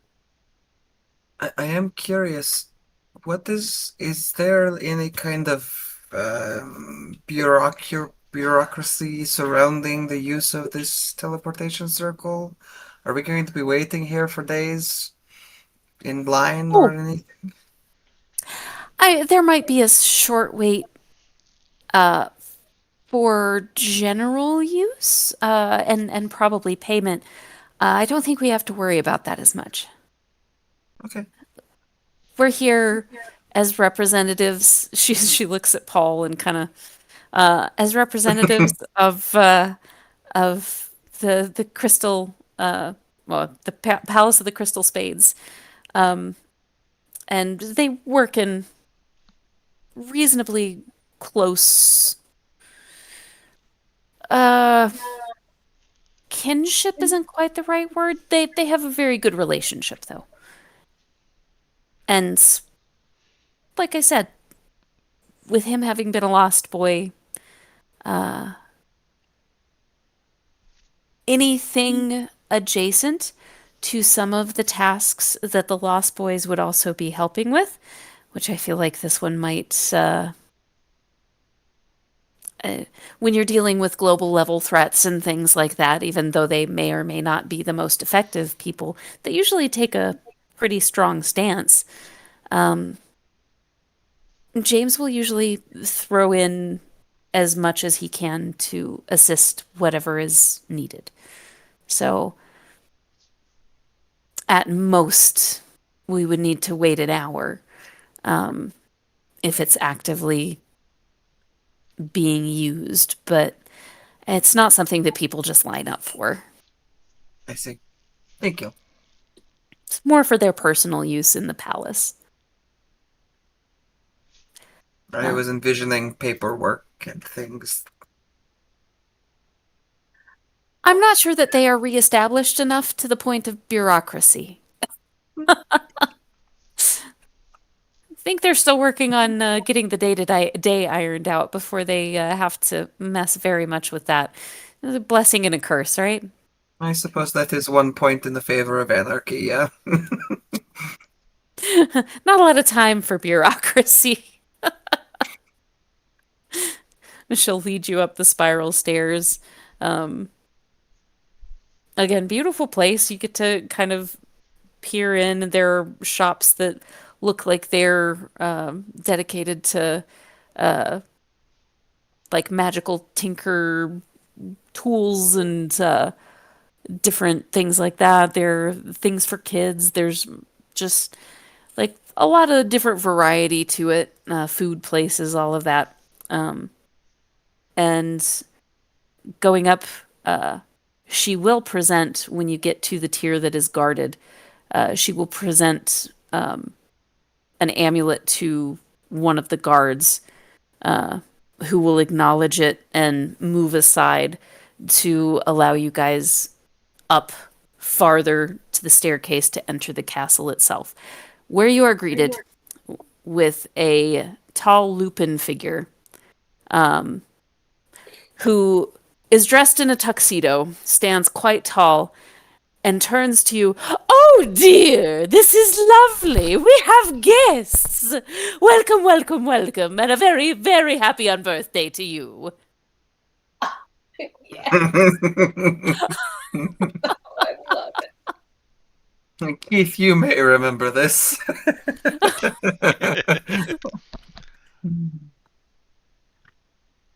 Well, hello. Welcome in. Come on, come on. So, what is it you're doing here? Or not doing here, as the case may be. That could be a very long list. Walking, actually. Walking is a thing one does. It's What also makes something you some walk do not here? do. That is also true. Currently, you're not walking, but you could be walking if you were to decide that one should walk forward, but you could also walk backward. And technically, you could walk to the side, but then you would fall I'll just if take you like walked two very far steps to the side. to the side. Oh, do you fall? Should I? Oh, I don't know. Is it an alternate Thursday? Alternate Thursdays are great days to fall. I looked at I feel Teflon as though like, I've already done that who the once. hell is this guy? His name is March. Uh, he's very loyal. She'll say with a smile and a nod.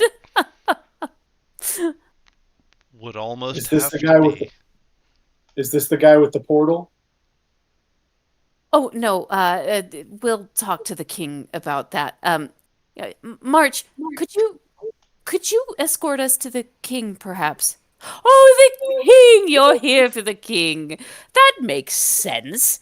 The king is a good person to be here for. It is his castle, after all. I did Ah. say that we are walking. You are walking. Oh, that's excellent, sir.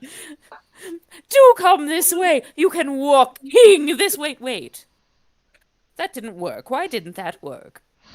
He seems quite offended that the wordplay did not function the same way for him that it did for you. It's like it's okay, March. Just take us on if that's all right. Very well. Have you said hi to the Hatter? We didn't stop. Well, he'll be very disappointed in all of you. Fine. Can't have time to stop in and say hello to an old friend. He's kind of like walking forward in a huff, and he's got like a little cutout in his trousers, and his tail is just like uh shifting very aggressively back and forth. Uh, Kind of just talks nonsense the entire time. Um, and you get to this really beautiful arched doorway that is currently closed.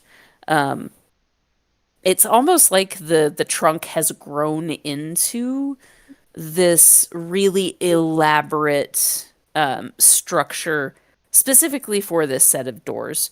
Um, and there is a little, almost like flower box, uh, right in front of the door. It looks like there's one on either side. It's a double door, and a March hare goes over to the door and knocks on it really, really hard, which then creates a squeak where you see this little mouse pop his head up over the edge. You would recognize this as a NIMBY, um, and the NIMBY is serving as their official dormouse. So, uh, the NIMBY has like something that looks like a flattened thimble on his head, just affixed with a thread, and tiny little armor that looks like it's been made out of a sardine can. Uh, and you'll hear this, hello, who shall I announce is coming to see the king? Um, and Cassia will wait in case any of you would like to speak first. Paul. Masters Paul and company. Very well.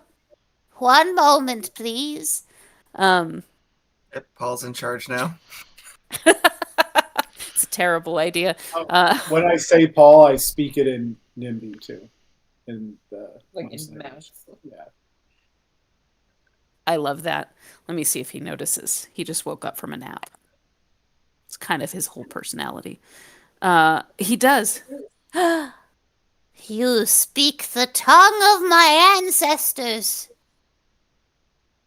That's amazing. Where did you learn it, sir? I just I don't know. I just have friends that are like you. Squeak, squeak, squeak, and squeaker. Yeah. Squeak, squeak, squeak. You guys are hearing like the dormouse speak to him in common, but he's speaking back in squeakity squeaks, and it's really fabulous. Um, Cassia will kind of look and like, when you announce Master Paul, would you also please announce Cassia on behalf of Her Majesty the White Queen? And he'll hit with he's got a like a quilting needle or knitting needle rather as his little weapon. Yes, madam. I shall return shortly. Yes, that one.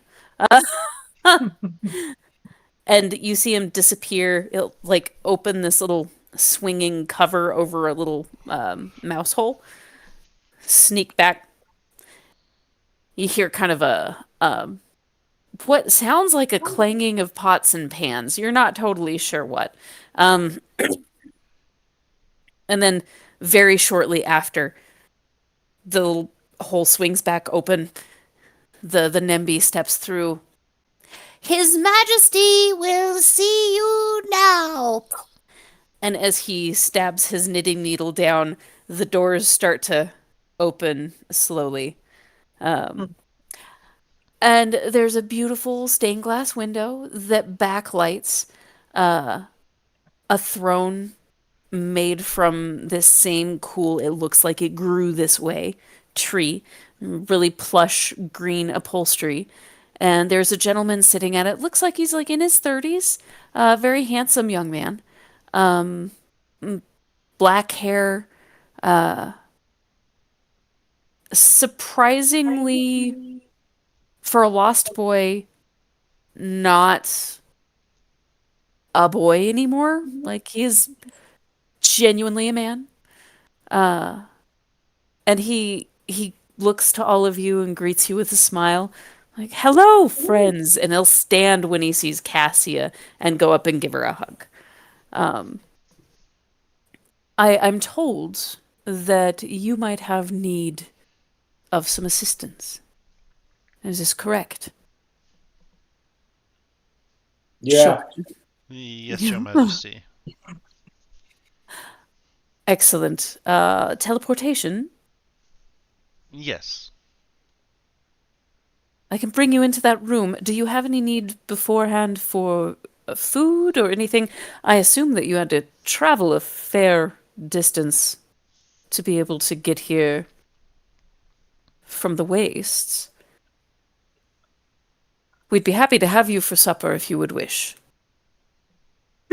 Eden's eyes will get real big. He'll try to hide it, but like after being told that they're a little crazy, being told that we could be supper is Being had for supper, yeah. Mhm. Tevin like- actually sort of cocks back a little bit too, but doesn't say anything. At this point, will my stomach have settled enough that I'll start being hungry again? Yeah, it's been all day, so you've had the whole Yes, travel day. food sounds great. Most excellent. You'll be welcomed for dinner then. If you'd like to lounge for a while, I can show you to the libraries, or if you have any wish, the baths or anything of that nature, I can show you through the palace if you like, while dinner is being prepared. Danny, does Paul recognize this lost boy at all? Or just not? Roll me.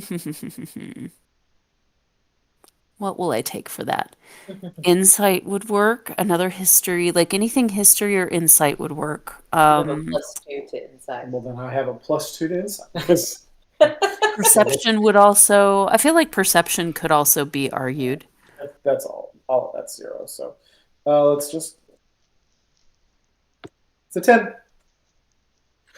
This is why you need more than one set of D20. So when it's not rolling good for you, you put that one in jail. Or you could just you get accept the fate other one. and have fun with No, the fact that you're I going to roll better manipulate every fate. day.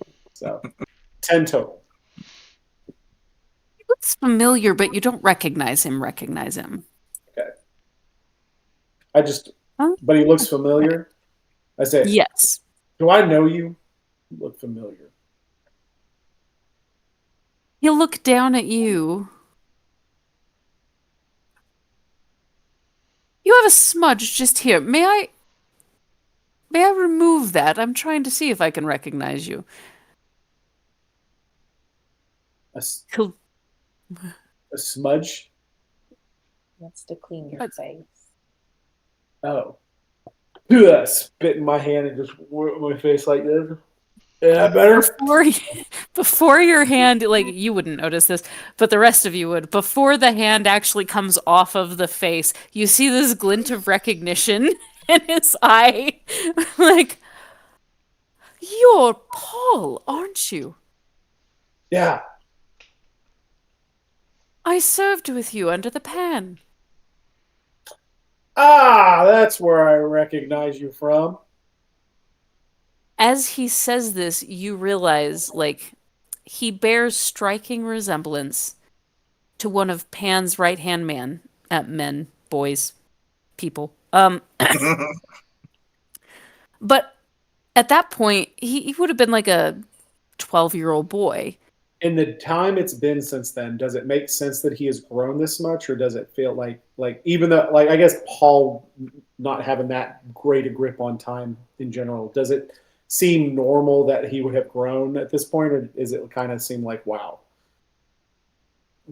It kind of seems like wow, like Yeah. he would be if he were not a lost boy, because you also know lost boys tend not to age. Yeah. Um, so Wow, that's weird already. you look you look you look like shit. You look wet. Like what happened? Oh, you, you, you see him smile, and he just kind of hits his leg, like I remember this about you. Mincing words is not necessarily a thing that you do. I like this. No, he's not.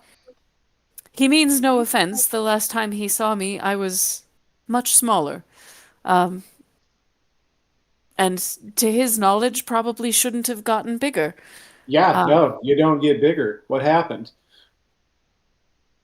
I suppose I remembered who I was and returned to some semblance of the life that I was being called to lead.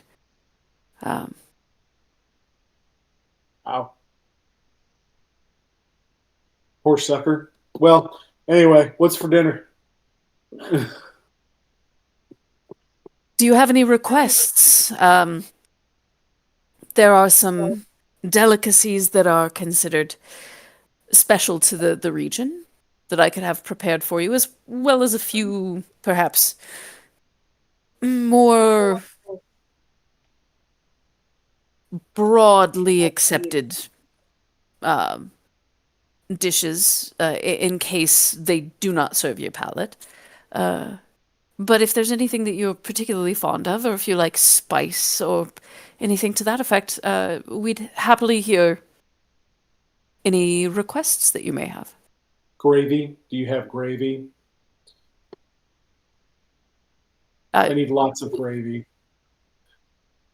we can have gravy. Do you brown gravy, mushroom gravy, sausage gravy, white gravy? Yes, yes. Yes. I see. The rest of you, any thoughts, preferences? Just whatever was going to be prepared anyways. Meat You and don't gravy for everybody. to make anything special for us. That will be kept in mind. Thank you. Uh, March, the rabbit will kind of shimmy in behind you. Will you have the kitchens prepare a feast for us tonight? Uh, if you don't mind to ask for a special selection to the side of meats and any gravy that they know how to produce. They're like, ooh, gravy. I'll enjoy that gravy train. That's wonderful. And just kind of takes himself out. Well, if you'd like, while they're on about that, I can show you around, let you get a feel for the place, and can make sure that you're well cared for.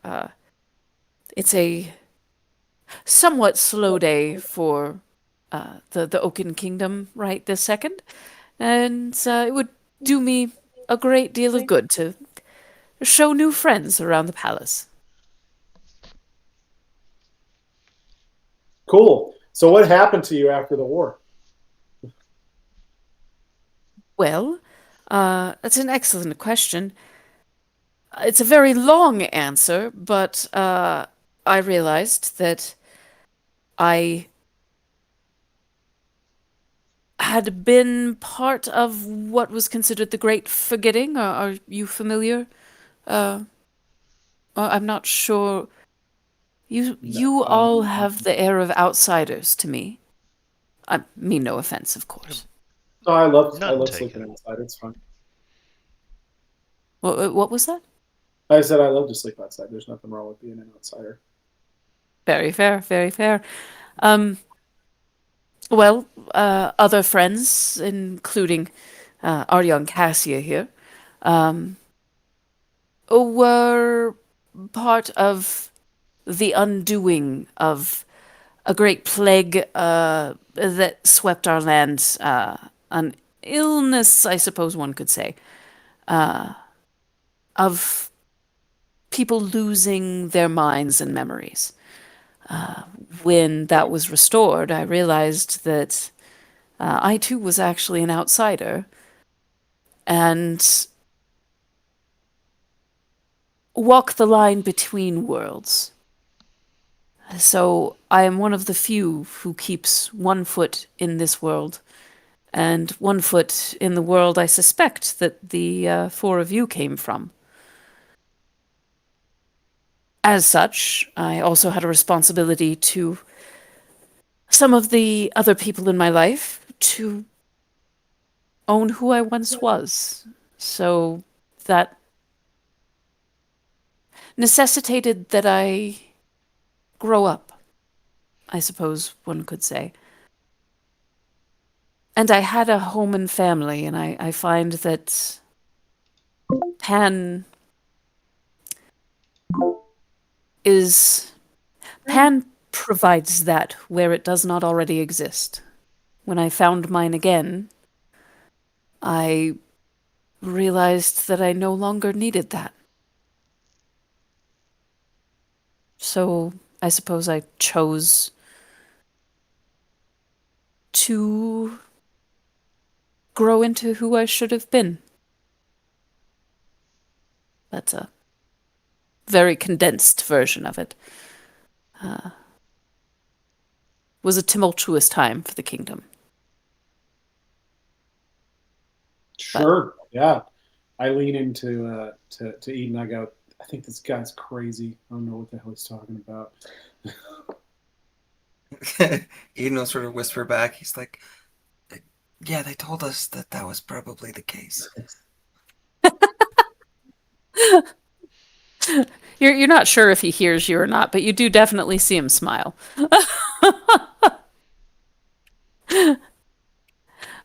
So this way you'll find our libraries. It's a an impressive place, honestly.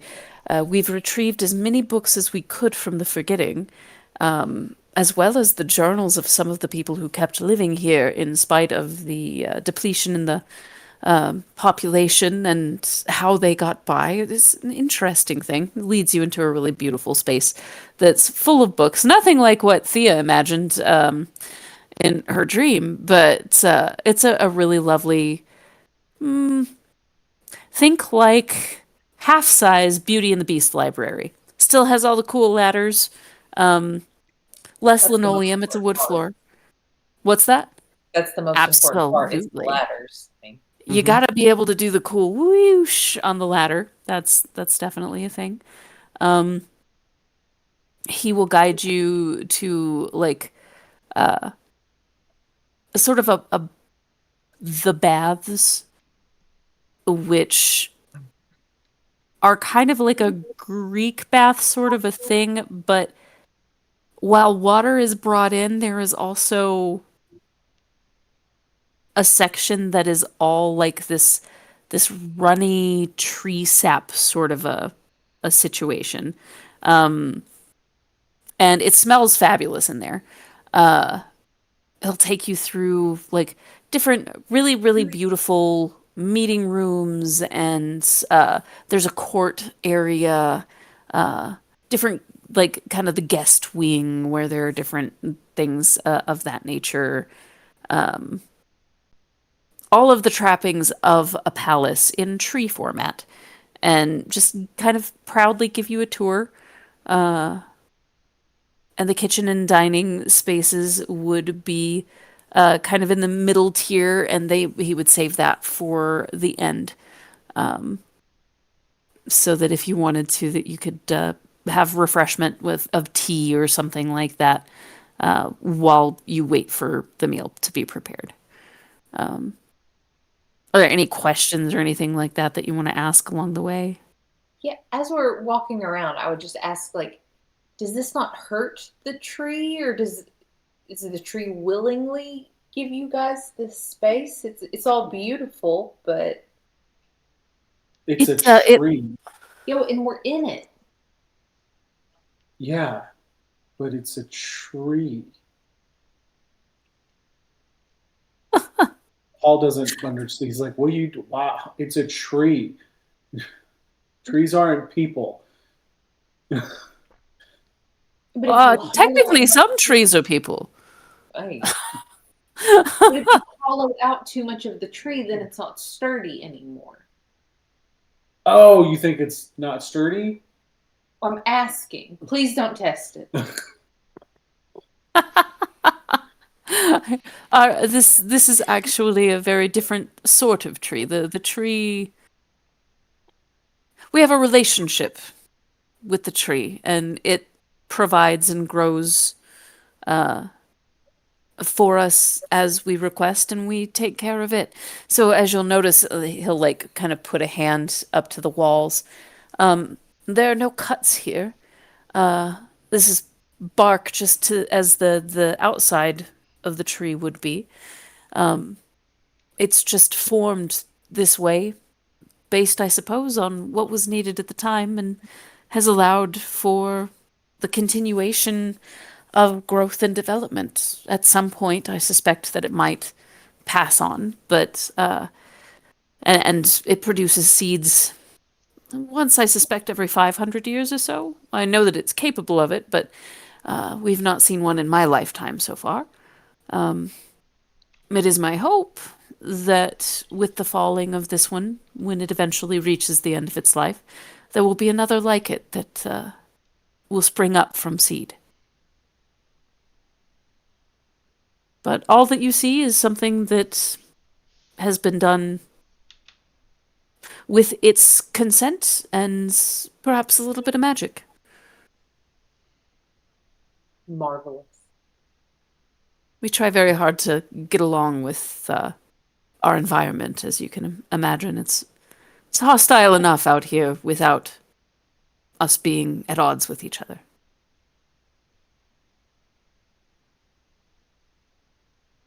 Any other questions? Yeah, what do Anything you have else to you'd like drink? to see?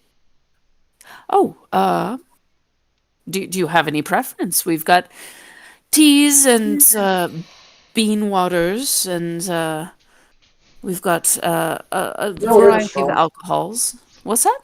Yeah, whatever's strong. Strong. Um, strong bean water. Oh, we can do that. Um, so you'll end up with some mighty espresso. Uh,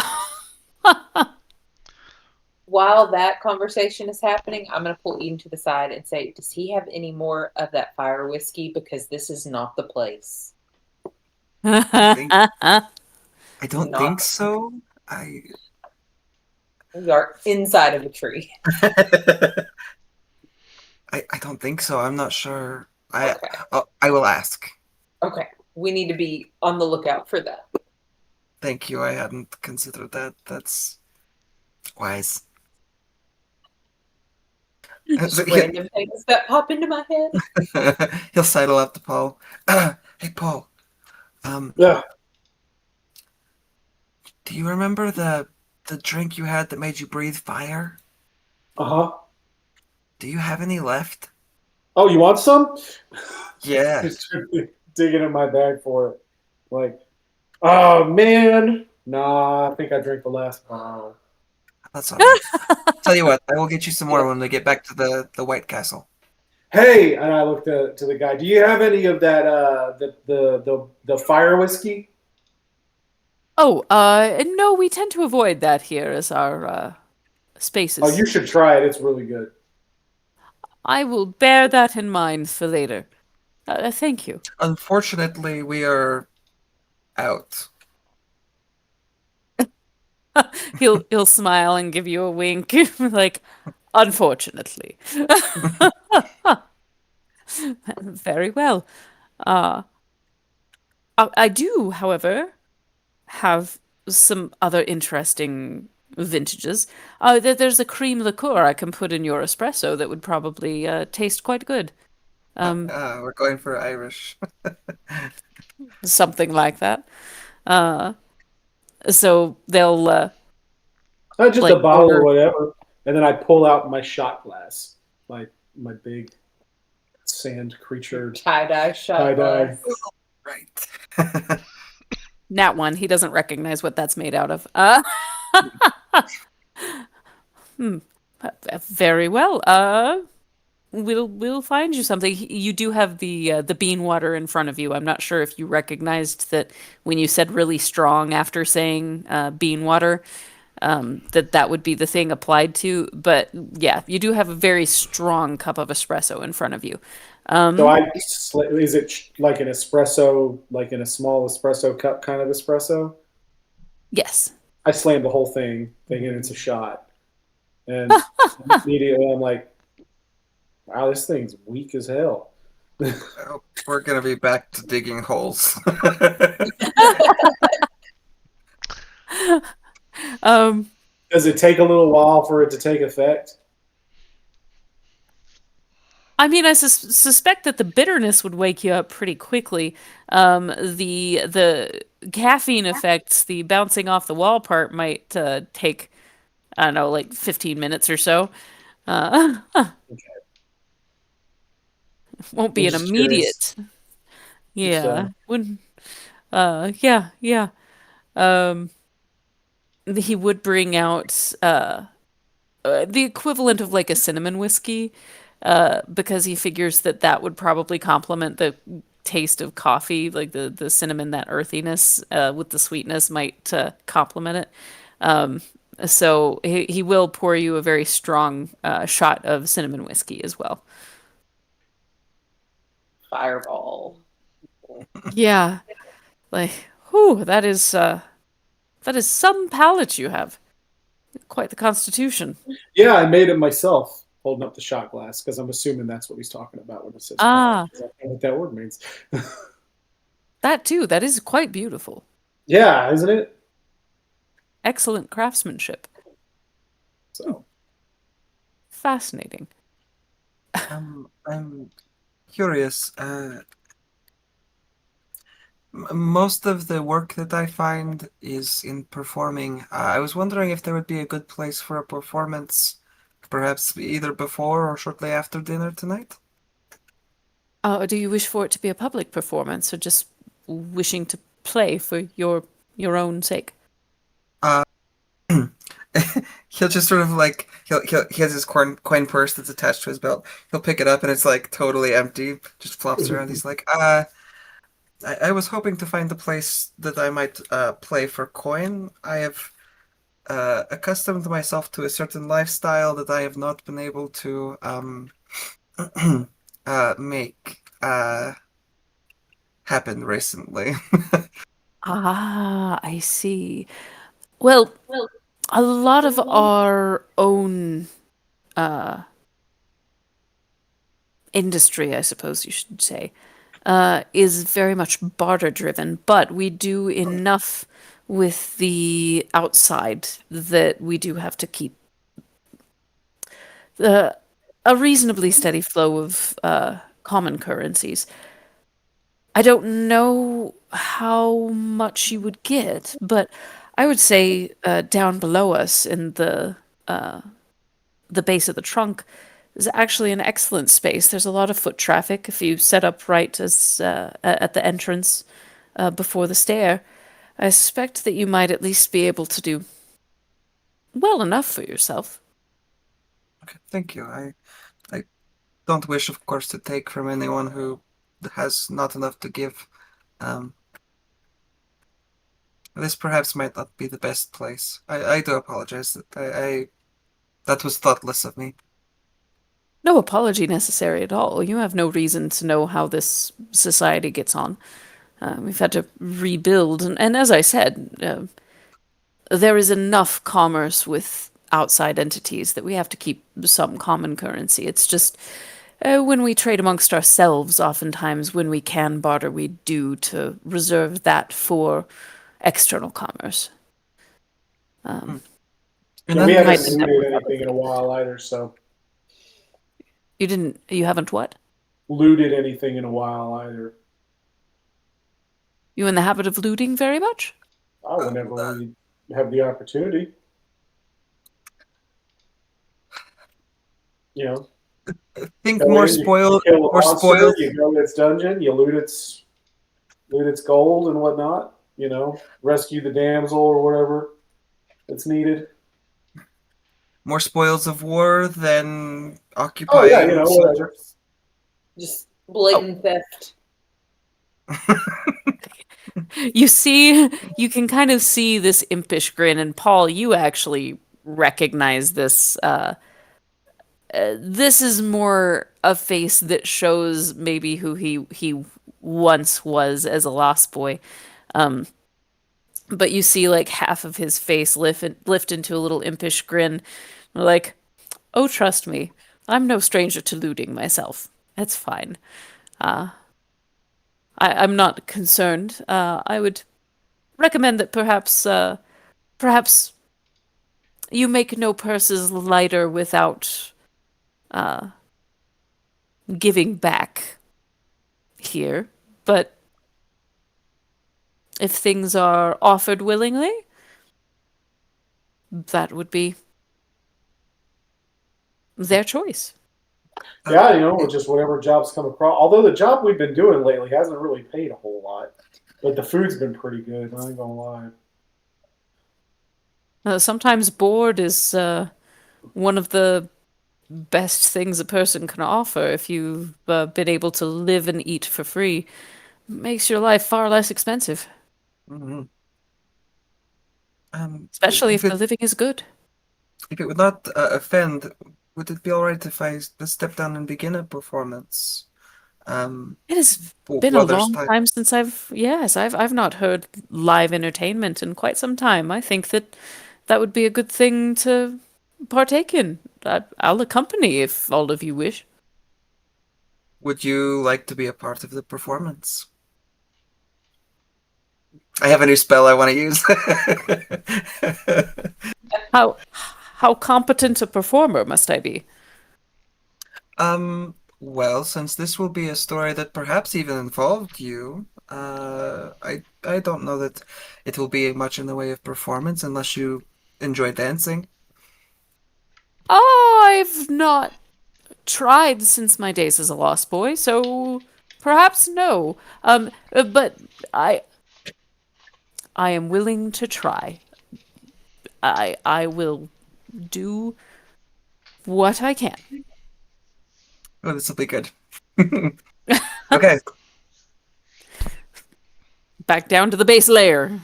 Yep.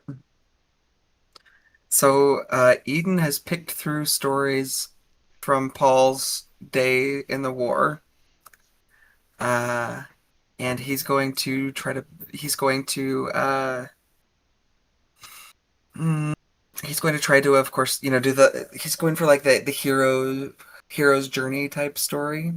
He's going to tell a story in song, with Paul as again his center figure, and he's going to. So, I guess once we get set up, I can give a little more than that. Yeah, yeah. He'll So kind of give you anybody the space to who's perform. okay, are you guys willing to like if Eden asks you, are you guys willing to join in the performance? No, Paul's not. Paul wants to eat and drink. Oh, That's fair. Thea will help out. Okay, so we're gonna do some things here. So first, he's going to start by just playing loudly, because he's trying to draw a small crowd first. And then anybody who comes up and is willing to like sort of engage in the performance, because he'll do like he'll try to like like eye to eye engage with the audience as he's playing. And he's gonna start with some small like minor illusion type magic as he's dancing around his little stage space. Um, little effects first, so it'll be like sparks flying or I think Pocahontas when she's singing Colors of the Wind, like air, colored air moving in and around the space, before he starts his big show. And then he'll pause for a moment and he'll ask the audience if they are willing to be a part of his production for this bigger part of the show. Awesome. Roll me a persuasion, Okay. as if I actually have to have you roll this. Yeah, right. Like, Yeah. let's just see how well you succeed. Yeah, Okay, pretty so we're much. gonna Pretty much. It's like, what percentage of the audience do you get Yeah. on with this? okay, we're gonna do a bardic inspiration. Okay, Um, so While he's 17. figuring his numbers, there will be like, from my side, there will also be a flash of genius, so you can oh, Okay. nice. add a Uh, +4. Does that need to be on this roll, or can that be on the actual big performance roll? Um, so it would be on the current one that you're making. Would you Okay. rather it be on the big one? Mm-hmm. Because I Okay. want that one to be big and spectacular. Okay. Because I have something kind of fun in mind. I'm gonna mix a bunch of spells here. I can give Okay. you a guidance, which is a D4, Okay. and I Okay. can So do it's that over and over again. Nice. 17 plus 13 is Oh, yeah. 30 plus D4 Jeez. No, you're fine. Way plus a high. We D8. did it. Hold on. I want to see if I can make What's to 40 see how? Jeez. D8. That's Oh, okay, ridiculous. 39. Jeez. So close. I didn't even know you could get that high in D&D. Okay. Um, That's Generally, you can't. that's insane and stupid. Um, Bards yeah, and rogues. you're yeah. super successful. You get like pretty much the whole of the audience is willing to participate. There are a couple of holdouts. The two main holdouts, like, so Ren does not like being in front of people. That is not his shtick. Um, he is going to sit next to Paul and just like offer That's fair. him, like, Ren himself takes one swig, but he'll just offer Paul the whole rest of the bottle. He has brought a bottle, probably just bought it from one of the stores, uh, and just offers Paul the whole rest. It is just like sunk down next to the wall, watching all of this, just shaking his head, like not lacking amusement, but has no desire. So, like, there are a couple of other crusty people, but the two crustiest of people are in your own party. Um, Yeah. Eric, on the other hand, is apparently quite popular with the ladies without even trying to be. Their attention is firmly on you and him, even though he has no great desire to be that level of popular. But he also doesn't seem to really be noticing much. So yeah, the rest of your gaggle is engaged with the situation, and the whole crowd is engaged with the situation. Perfect. So the first thing Eden's going to do is he's going to be like, I need you to go and gather people. I want as many people who will enjoy this to be here as possible. We'll begin in 30 minutes. Get as many people as you can here. Fill Nice. this space. Let's see how many people we can get. That's gonna be, oh, nice. Uh, that's quite a bit. So you're gonna end up with a gaggle of 84 people. That was like a little like concert experience. Pretty Okay. impressive. Okay, and so while they're gone, Eden has to get this all set up because some of these take like 10 minutes to start. So we're going to start with hallucinatory terrain, which is a fourth level spell. And Eden is going to build out the mountain behind him. So a good portion of the castle now, he wants it to be a little bit fuzzy at the edges because he doesn't want people like freaking out or missing like steps on stairs and things. But he is going to create the mountain. Um, okay, so that's hallucinatory terrain. And then uh, as the people who have agreed start arriving back, including any members of the party, we're going to do seeming, which is my new spell. And we are going to change into prominent figures from the Battle of the Mountain. Awesome. Um, Very cool. and so uh, Eden is going to try to take on uh, a particular form. Uh, shoot, and I'm forgetting his name now. Um, Delirium's counterpart, Melbane. Melbane. Yep. Uh, and then he's going to specifically make sure he's got a Paul figure. And then he's going to, like, just prominent figures, people who would be important to the story he's telling. He's going to have them all seeming so they look exactly as though they were the people that were there. Then once the crowd has all gathered, he's going to try to like get everybody really quiet, and he'll begin with just a couple of notes here and there as he's talking through the story, and he'll try to build a chord. So he's trying to like let the echo sink as he plays each new note, and then he's going to cast compulsion on the people who have given their agreement to be part of this, and he's going to use that to direct this story. And then he's going to start playing in earnest. Um, and he's going to use major illusion, which will produce some of the noise, and he's going for an orchestral effect. He wants the sound of basically a full orchestra, and he just is complementing the whole thing with the strings in his armor. And he's going to tell um, sort of Paul's story from his weak entrance into the world into this great warrior, and he's going to sort of paint him as like the hero of the Battle of the Mountain, which he was a soldier and not necessarily like the the biggest figure, but in this story Paul is the central figure.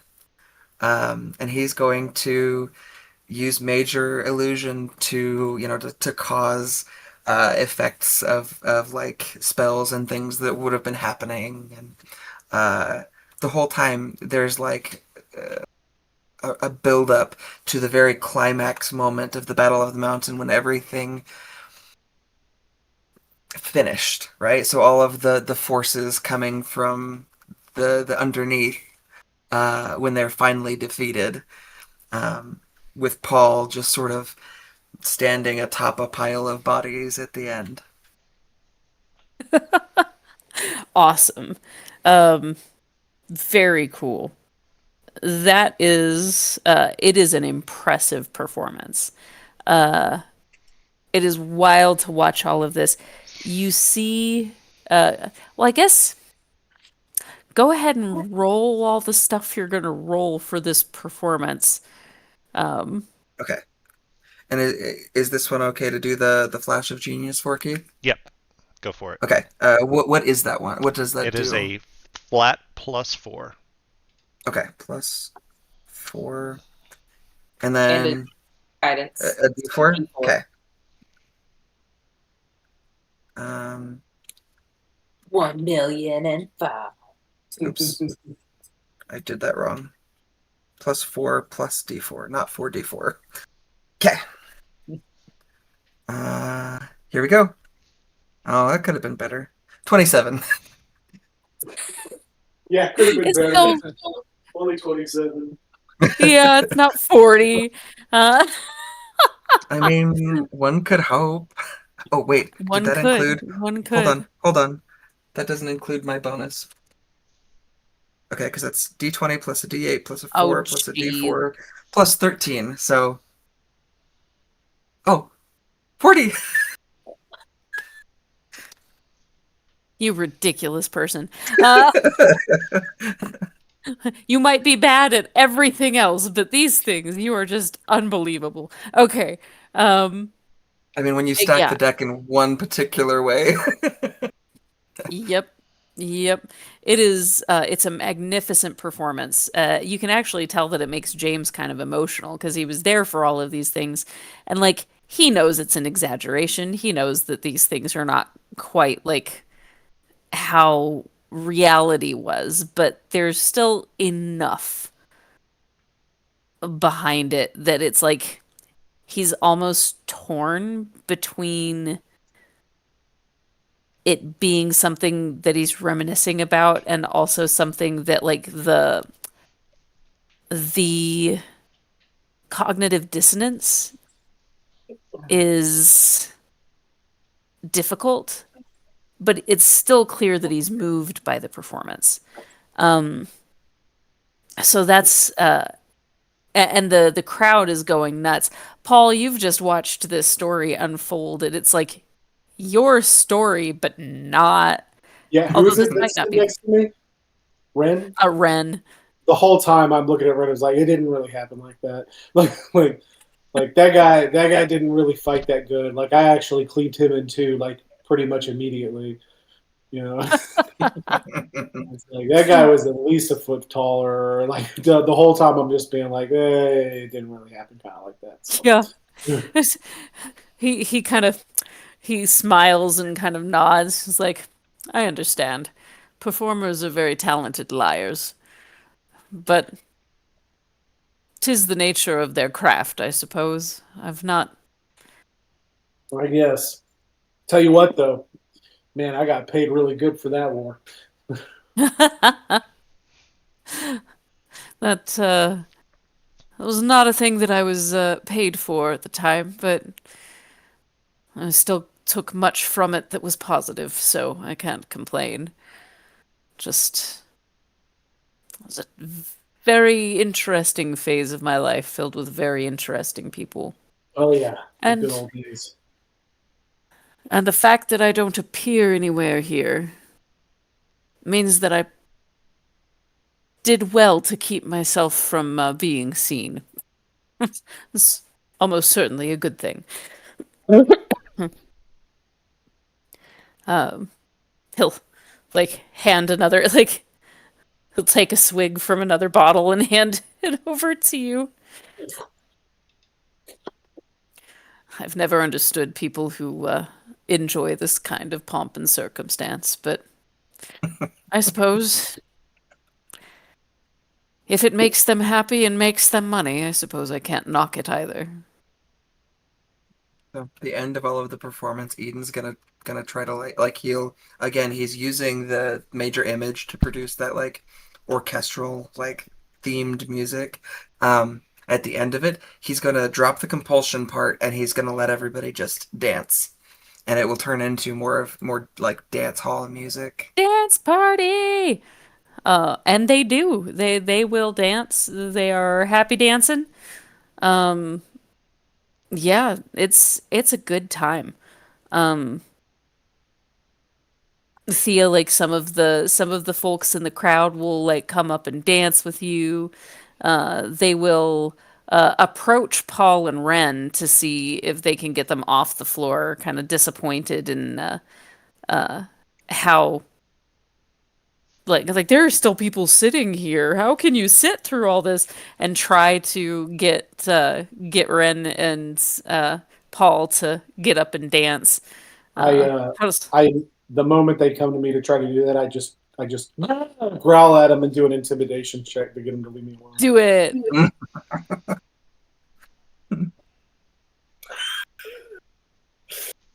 I mean, you know, 4, 5. It's an 8 because I rolled a 3. Jeez, Paul's having a man. rough day. What the heck is going on with the rolls tonight, you guys? All except for apparently Eden's performance rolls. My word. Uh, so the You go to the her, person but that just like spit comes out and you just look gross. yeah, I yeah, guess it's they not so did much just an watch. intimidation thing. Yeah, they did just watch an entire performance about me, so you know, Yeah, maybe yeah. they're still a little awestruck. I guess I don't know. For just a second, you think that it's worked because they look a little at you, And then they smile, they beam at you and hold out a little tablet like, "That's amazing. Can I have your autograph?" I don't know how to sign my own name.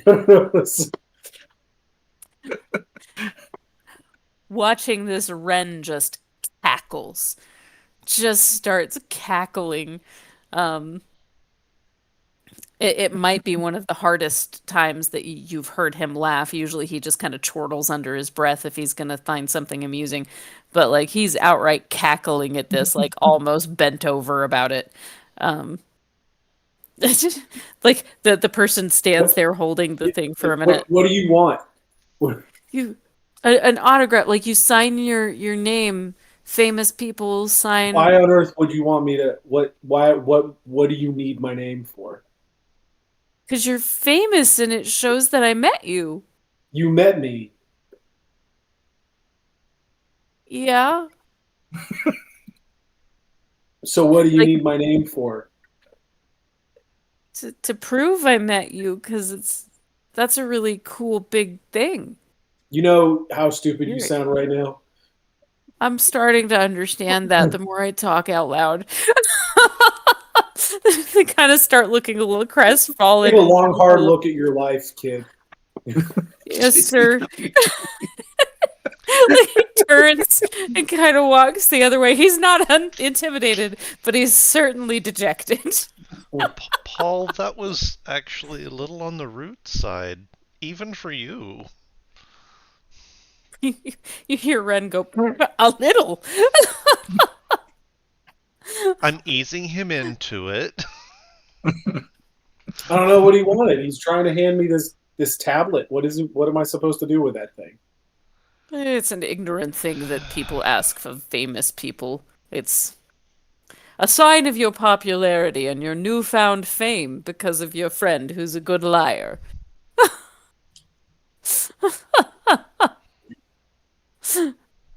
Not necessarily a bad man, but if you don't like that level of fame, you might need to ask him to do stories about someone else.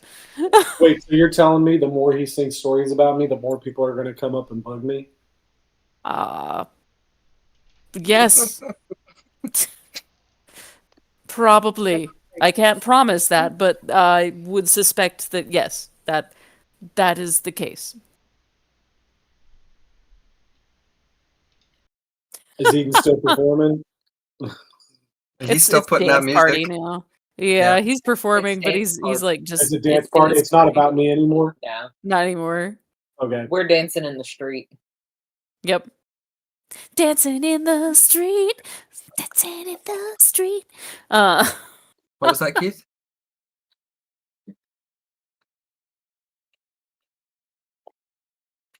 You got no audio I coming can. through. Yeah. Hmm. Uh-oh. Pause for technical difficulties. Okay. I can hear you Yep. now. Okay, can you hear me? Yes. Yeah. Be back to Okay. the regularly scheduled programming Um right after these messages. yeah, my headset it was plugged in and it just cut off for some silly stupid reason. Very weird. I Very feel that. very weird. All But it right. seems to be back So now, so I rolled some. Eden, I'm gonna have you roll me a percentile as well. They're Okay. gonna be for two different things. D100. Come on. Oh, We cannot see that. it, Just Nope. it blurs it out. must have blurred out. Sorry. 98. Okay. All So right. because I think of the that means we get nature, another pyramid. no, I refuse. No more mummy pyramids, for God's sake. Uh, so you're gonna end up like because of the nature of this place, you end up with some interesting things.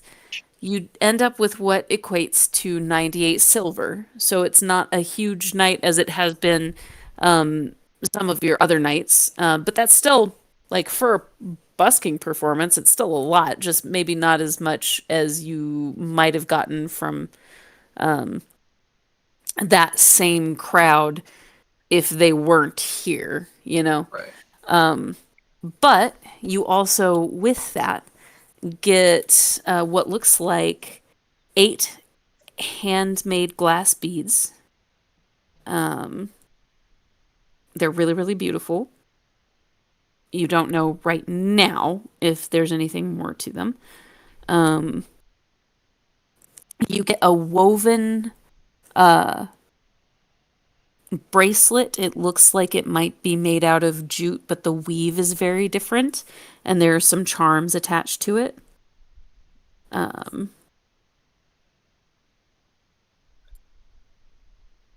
you get 5 eggs. Uh, Actually, that's great. Is well, never 2 mind. pairs of panties and 1 pair of tidy whities. Woo! you know what? I'm actually gonna yes, yes. We're just gonna yes. I hadn't You're thought about writing that. down 2 pairs of panties. That might come in useful for Paul one day when he needs a pair of tidy whities. You know, you never can tell. Um,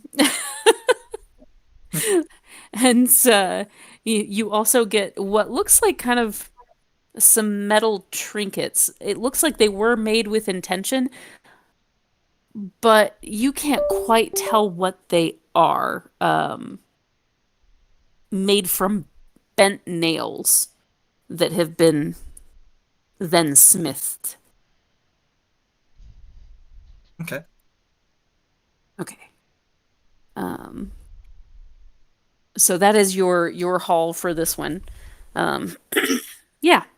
So some weird stuff in that particular gaggle. I really appreciate the addition of underwear. Thank you, Jason. Um, Love that makes me I, happy. I have it written down in my inventory.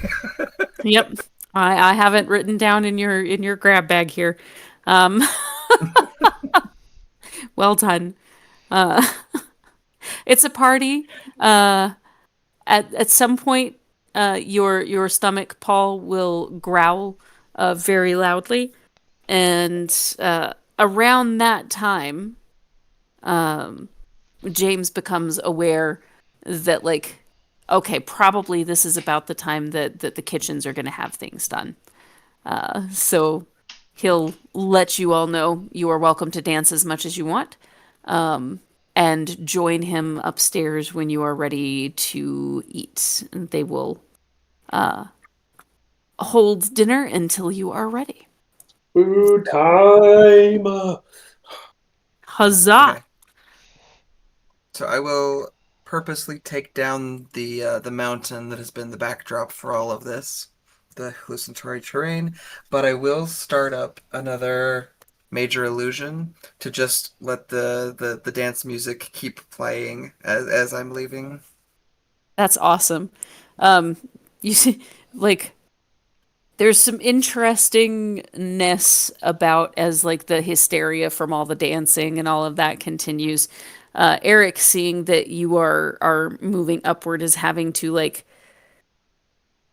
get away from the people crowding him, and suddenly becomes very aware that people are crowding him. Cassia is like kind of she's not crazy tall. She's not short, but she's not crazy tall. So she's almost like body surfing over there. Um, it's an interesting thing to see from above if you've gone up higher. And as he passes, Thea, Eric will like try and catch her arm and swim through the people to the base of the stairs as well. Ren doesn't even try. Like he just kind of parkours his way up to the stair rail from the wall, just like kind of kicks off of bricks and whatnot to get over people instead of through. But yep, excuse me. Um, you are able to get past the body surfing and head upward. In the dining hall, you are welcomed in, where your dormouse friend appropriately sits in a sugar cup on the table. The March is also sitting there as well, as a tall, lanky man with one eye bulging slightly, in a very fine hat made of many different fabrics. There are a few other people at the table as well, that don't look quite as just absolutely out of their minds, but probably are still a wee bit mad. And you're invited in to sit at the table where there is one section that is dedicated to multiple varieties of smoked meats, and there are 6 different types of gravy in soup. What's the Lady Terrain. Bug? terrine? There we go. That's the one I was looking for. Um, yeah, in soup terrines. I'll be listening. I'll be right back. Oh, okay. Um, there is also what looks to be a large lizard that has been roasted, and it's very colorful. They've got, you're not having to see the head, but they've got it kind of presented like a almost a turkey for Thanksgiving. There are a lot of different vegetarian dishes and things to that effect. All seem heavily spiced. Maybe not like hot, but like well spiced. So yeah, it's a pretty good spread of things that look like you could be pretty comfortable with them, and then things that you've probably never had before. And yeah, you're invited in to have have your dinner feast before you go. Yeah, Paul doesn't wait Um, on anybody. He just goes straight to the gravy and the meats and just starts But pulling lids off, grabbing things of meats, dipping it in the gravy, biting it, trying the next gravy, grabbing the terrines and just drinking straight from the no, terrines. you may want to go slow with that. Okay, never mind. No, Paul's got hydro. Yeah, Hydrate with gravy. It's the best kind of hydration. We're moving into Thanksgiving. That's fine. Uh, what could possibly go wrong, right? Um, yeah. It's delicious. All of it's good. Um, do you guys center on anything specific? Nothing specific. I'll try to get, a somewhat balanced meal nutritionally and sort of work around Paul to snag some of the meats and some of the gravy before it all disappears. Oh, I'm happy to share. You come over, I'm like, dude, you gotta try this stuff, and I'll pour gravy on his plate. Just that no, that was a bit more than I was looking for, but thank you. Do you have a favorite so far? I don't know, did he? Does Paul have a favorite? Is there one in there that's a little bit different that Paul's like, this is impressive? Actually, probably. There is one that is like almost a blue color, that is made from a root vegetable, like a roux that's it's starts with fried root vegetable, in what would effectively be boar fat, and then mashed. And it is really, really good. It's very different, has a very different flavor profile than what you would usually have, but it's quite savory with just a strange, like little back note of sweetness to it that combines the idea of sweet and savory just right, to go with the darker meats really, really well. Yeah, this one So right that's here. the Hey, what's this one called? Barahashu. Yeah, the blah blah hasha. Gesundheit.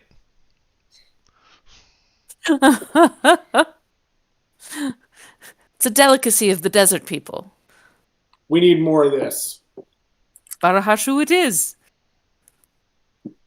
I just made that up, so I have to write it down now. I'm super impressed that you just came up with that word. I I have a lot of strange language skills that don't actually involve being fluent in any other than my own, but being able to pull fantasy foreign languages out of my ass. That is an impressive skill. I wish I could just be a polyglot. That would make me happier. But you know what? You do what you gotta do. Uh, um, so yeah, they bring out like a vat of this stuff when they realize that you want more of it. Um, You should try dipping this stuff, and I just grab something, one of the random. It's try dipping it in here, and then eating it like that. It is freaking awesome. I'll you keep can that in tell that mind. some of the people at the table have not tried that preparation that way, and they're like, "Really?" And they start to do it too. Um, like, "Oh, actually, that's really good. Like, this is really excellent." Um, so yeah, like you start a little bit of a trend. Um, about 5 minutes into everybody diving in, uh, the dormouse wakes up abruptly and says, "Change!" And everybody changes places at the table and moves over to the right. Um, so that's a thing that happens. Like, do they leave their plates behind, or do you take your plate with you? They take their plates with them. Okay. Yep, yep. This is polite society, Reagan. Come on, we're not animals. There are I mean, multiple technically, animals at this I was about to table. say some of them actually are. Um, and that happens pretty consistently. It's very confusing for everybody at first. You see, like Cassia just kind of takes it in stride and just gets up and moves over. And when she realizes this is not normal for you, she's just like, "Oh, it's a thing they do. Just, Just just do it. It's fine. just go with it. Okay. Yeah, just go with it. It's fine." Yep. So this happens like every few minutes throughout. Um, and so by the time the feast ends, most of you have made it almost all the way around the table. You're not quite back to your original place. Um, but yeah, it's a good feast. Um, any conversation or anything like that that uh, anybody wants to partake of throughout anything specific? Like there's always like the niceties, except perhaps with Paul, because I don't think Paul is capable of the niceties, but it's not for lack of other people's effort.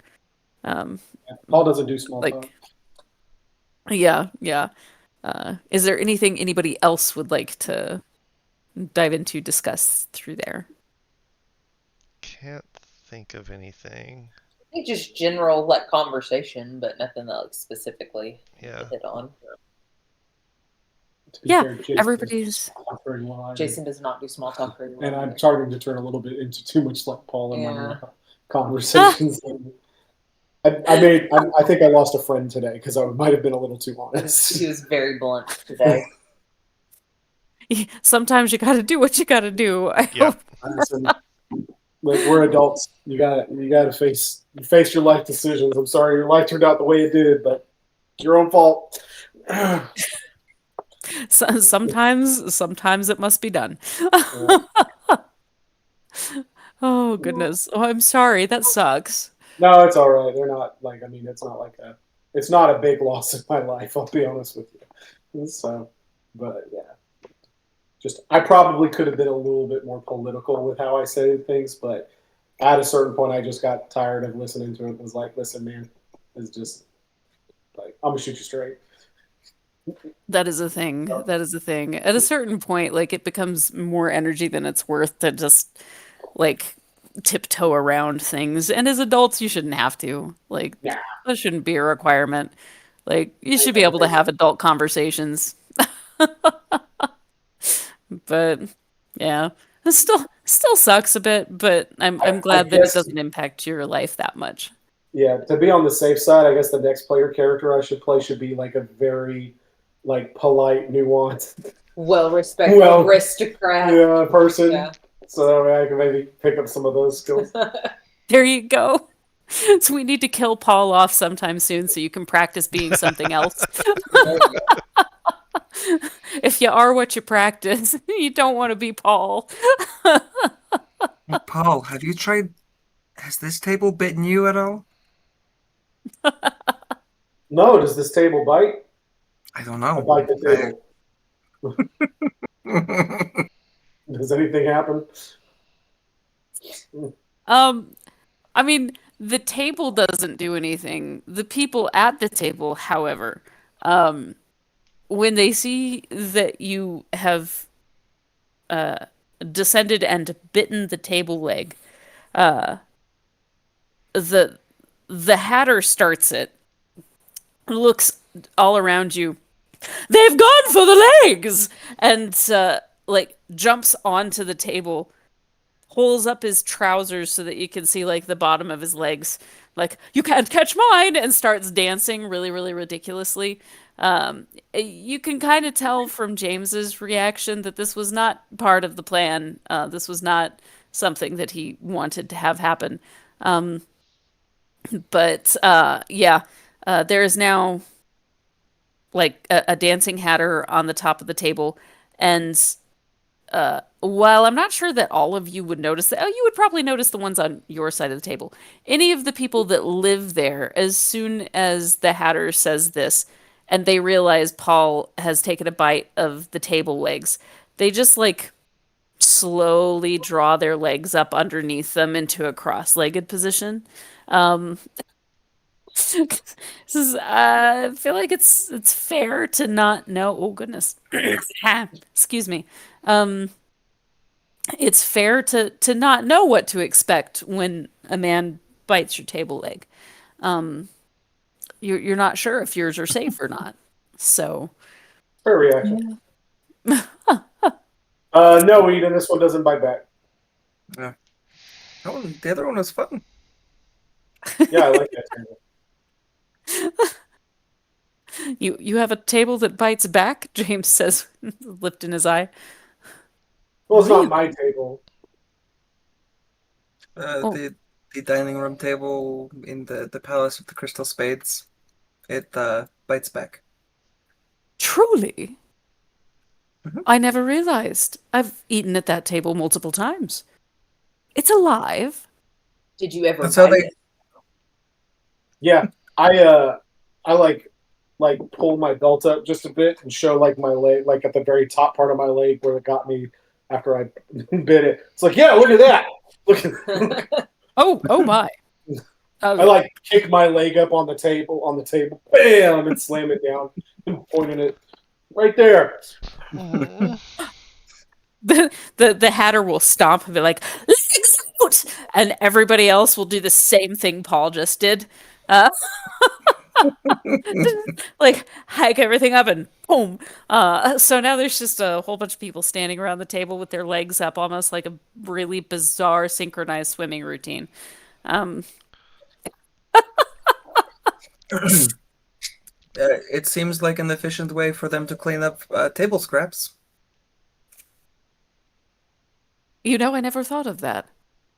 The Hatter's like, genius! Oh, place is ridiculous and it's fun to be there. We'll Uh, we'll have to train this one to do that too. I'm just gonna lean over to Thea. You know, of all the places we've been, this might be the place that Paul fits in best. If we had to lose him, this is not the worst place to do so. Do you think we could just leave him here? I think they like him. He likes the gravy, the blue Yeah? gravy. Could be potentially a happy life for Paul. I don't know. How soon does Jason want to learn to be more diplomatic? That's a good question. Is tonight the night?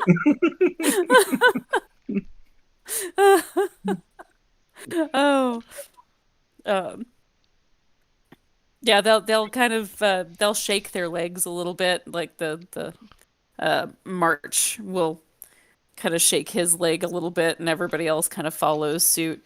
And any move that Paul makes that is that demonstrative, it's almost like they take that as a dance challenge, as like a Simon Says sort of a thing, to do the same. So, not I sure if just he remember notices that. Probably not, but I had a cousin super distantly removed. His name was also Steven, and he was like 3 or 4, and he got a spider bite on his butt. And it just reminded me like the same thing. He was like, "Oh, look at my spider bite," and it had been gone for like a month. Like this thing had healed, but it was like on his butt cheek, and he would be like, "Oh, look at my spider bite," and his mother was mortified as he moons the room. Still know people that do that. I was helping a guy doing his powerlifting competition. So Big Nate, who is he's an optometrist here. Everybody calls him Dr. Bro. His last name is Broshinsky, but as a joking thing, seeing as he's also a competitive power lifter, everybody calls him Dr. Bro. And I forget what the heck he did, but he came in and to me and the gym owner was like, "You want to see my massive bruise from whatever this thing was?" And it didn't dawn on us that this bruise would be on his ass. And apparently he had his wife take a picture of this bruise, and he like holds the picture up to us, and we're like, "Ah!" I was not counting on seeing your butt today, but okay. a little Like that warning would man's have in been his mid nice. 40s. Like some people never grow out of that phase. Just giant 440. bruised butt. Special. Uh, but yeah. Sorry. Meow. Tangent. Yep. Uh, you guys are able to have a lovely feast. Anything else crazy? Any other bizarre things? Nah, full meal. When we're done eating, I'm kind of like, all right, we ready? We going in this portal?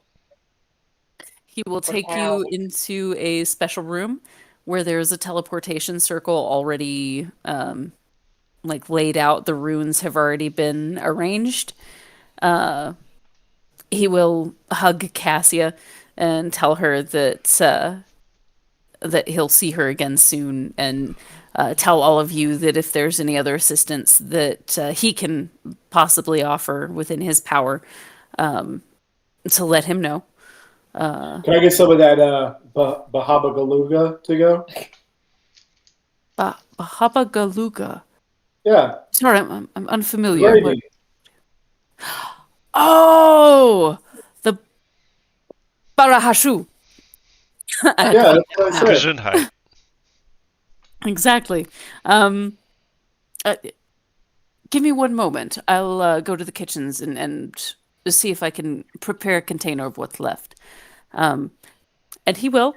He will bring you a tin, like yay big, of the. Now I can't just do it on command anymore. I have to look at it and make sure I get it right. Barahashu. He will offer you that. Like, glad to provide it. You'll have to sup with us more often. My colleagues seem to enjoy your company. Thanks for the meal. Well, Thank you so Of much. course. This was a lovely evening. I wish you yeah. luck in all of your ventures, as I understand that they are potentially going to be quite serious. So You'd think. be well, be careful, and keep yourselves and the rest of us all in one piece, I suppose. We shall do our Where I best, can Your be of Majesty. assistance, let me know. You got it. And I turn and I jump into the little circle thing that the portal's in. I assume it's not been activated, so I just jump in it ready to go, and then I don't go anywhere. But I just Just assume jumps in it as a But it just instantly works. oh. he'll he'll giggle at this just a little bit and say a word that lights I up think this all of thing's the broken. runes. I think this thing's broke. The word gets stuck in your throat as you fall through. um, yep, you have your portal back. Um, is anybody else doing tomfoolery to get through it or just going through it? No. I will give him just sort of a very polite bow and then step through as well. He'll return the bow. Um, and yeah, they'll let all of you go through, and Cassia will end it since she's the one most familiar with him. And you end up back in the uh, White Castle, not the restaurant, Palace of the Crystal Spades. I made that mistake when I first made this world. I just called it like there was Black Castle and there's Red Castle, and I was like, oh, White Castle, and then I was like, wait, no, that changed. You Little are now tiny back in the sandwiches. palace. Yes, it's the castle of the tiny sandwiches. You're back in the palace. Estiel uh, greets you at the teleportation circle, um, and is he seems very, very pleased to see that you are all well and in one piece. Um, he'll actually hug Cassie and Ren as well as they pass through, and Eric at this point. It seems as though he would be willing to hug any of the rest of you that are huggers, but he also does not know if any of you would be responsive to that, so he resists. He looks open to it. Eden will just give him like a bear hug. You realize how very light he is at this point. Like he's not an insubstantial man, like he's slender, but this is where that whole Renethri hollow bone thing is very obvious. You pick him up and he is just like, for a man that's like 6'3", he weighs very little. You just pick him right up, like, huh! So I'm so sorry. I didn't realize. Oh no, I enjoy firm hugs very much. Thank you. I was, ugh, I needed that. It was lovely. Um, do come in. The other teams are back from their adventures. The ones with the Sphinx are still recovering a bit. No combat, but some severe mental fatigue as they had quite a few difficult tasks lined out before them.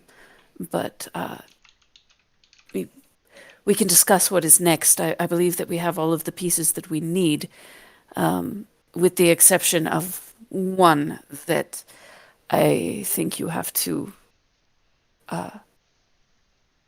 now go and retrieve together for the strength in numbers approach. Is this where we're going to hell? Yes. That is the case. That is the last that you need to retrieve. Oh, sorry. I just thinking. Of what? Uh, I can't do it again now. We could perhaps go in a more stealthy manner than full of force, but What would you recommend? I well, I suppose we can haven't. discuss this with the group as well. Yeah, I've been working on an illusion spell for a while that I can sort of weave together personas for everyone. Um, I could make everyone look more like me or more like a devil. Intriguing. This might be a good thing to present to the others. Perhaps this would allow for a greater advantage in the beginning of what we must do. This could be interesting. Do come. The others are discussing now. He'll lead you upstairs to the observatory upstairs, where your other teams have collected. So it's a little bit of organized chaos pandemonium up there.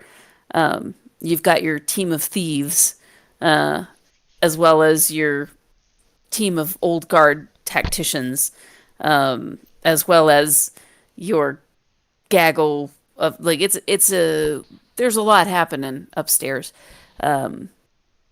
Scylla and the crew that went to deal with the Sphinx all look like they're nursing some pretty serious headaches,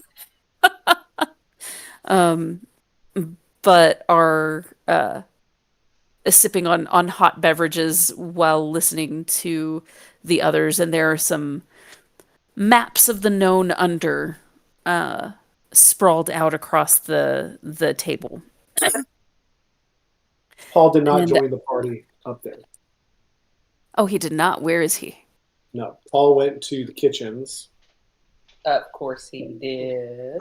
and took that container of the blue gravy and just put it up on the kitchen counter inside, and then left to go down to the little cellar river, little grassy area that he's. Oh, nice. Yeah. Piff. So Demira finds this. She's gonna find this canister of gravy, uh, and she's be like, "What is this?" I love that. Mystery gravy appeared in her kitchen. Um, that's really strange. So you do find Piff, uh, kind of excitedly just pacing not far from the door. You can tell like he's gone and done his business and come back and waited, and gone and done rabbit things and come back and waited. Like he's been eagerly awaiting his opportunity to go back and be with his adventurers. So yes, you are greeted with friendly bunny hops. Um, I tell Piff all about the gravy. he hangs on your every word. Do you tell him about your other adventures? He will be excitedly asking. If that, yeah, like if he's asking, I'm talking about it. I'm more excited to talk about the gravy than I am anything else. But Fair enough. He likes root vegetables, so honestly, of the people that or entities, I suppose, that would be able to at least kind of match your enthusiasm about the gravy, I think he's probably way up there. Piff's my boy. Absolutely. 100%. All right. And we are getting close. We're past midnight for you guys. And I know that you've been really busy. Do you need to call it there, and then when we get back from holidays, you can fight Satan and stuff? I mean, maybe not Satan literally, but Get through Christmas and then we can send you to hell. I say, So one question, real quick: would I have seen uh, devils before?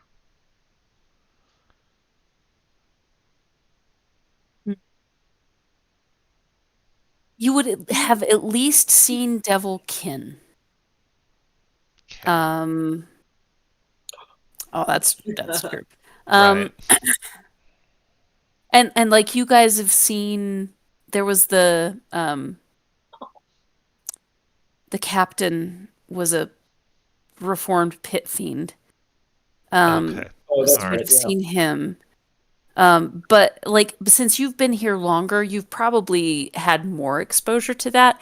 Okay. If you've not been in the under, you would not necessarily like any of the ones that you have met have probably been people that have defied what would have been considered the norm. Okay.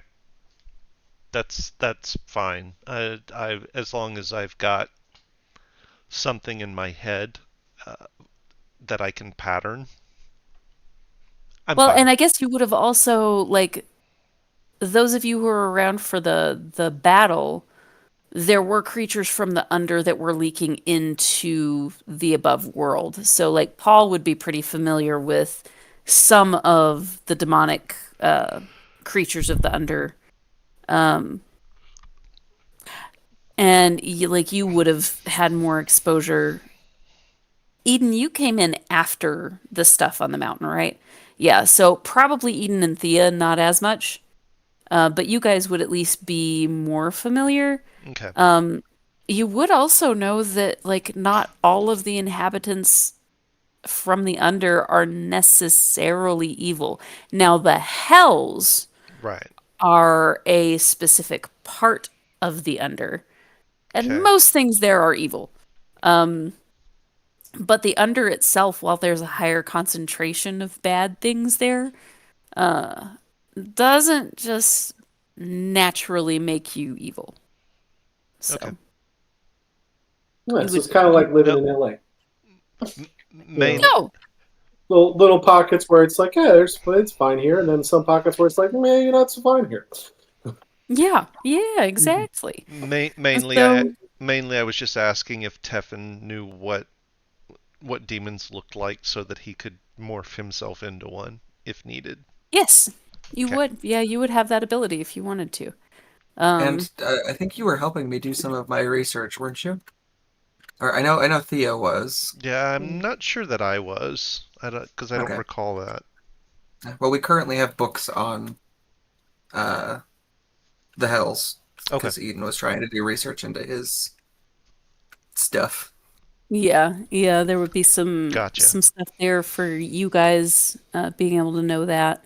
Um, and that might be something I can kind of talk in text about as well. We can kind of go over some of the stuff that you might have learned in just like passive reading and stuff like that. Any conversations that you guys want to have or anything like that off screen, just personal RP between characters you're curious about or anything like that, feel free to hit me up on text. It'll probably be fun, like diversion every now and then over the next few weeks since we won't get to play in December. Mhm. So if you ever want to, feel free.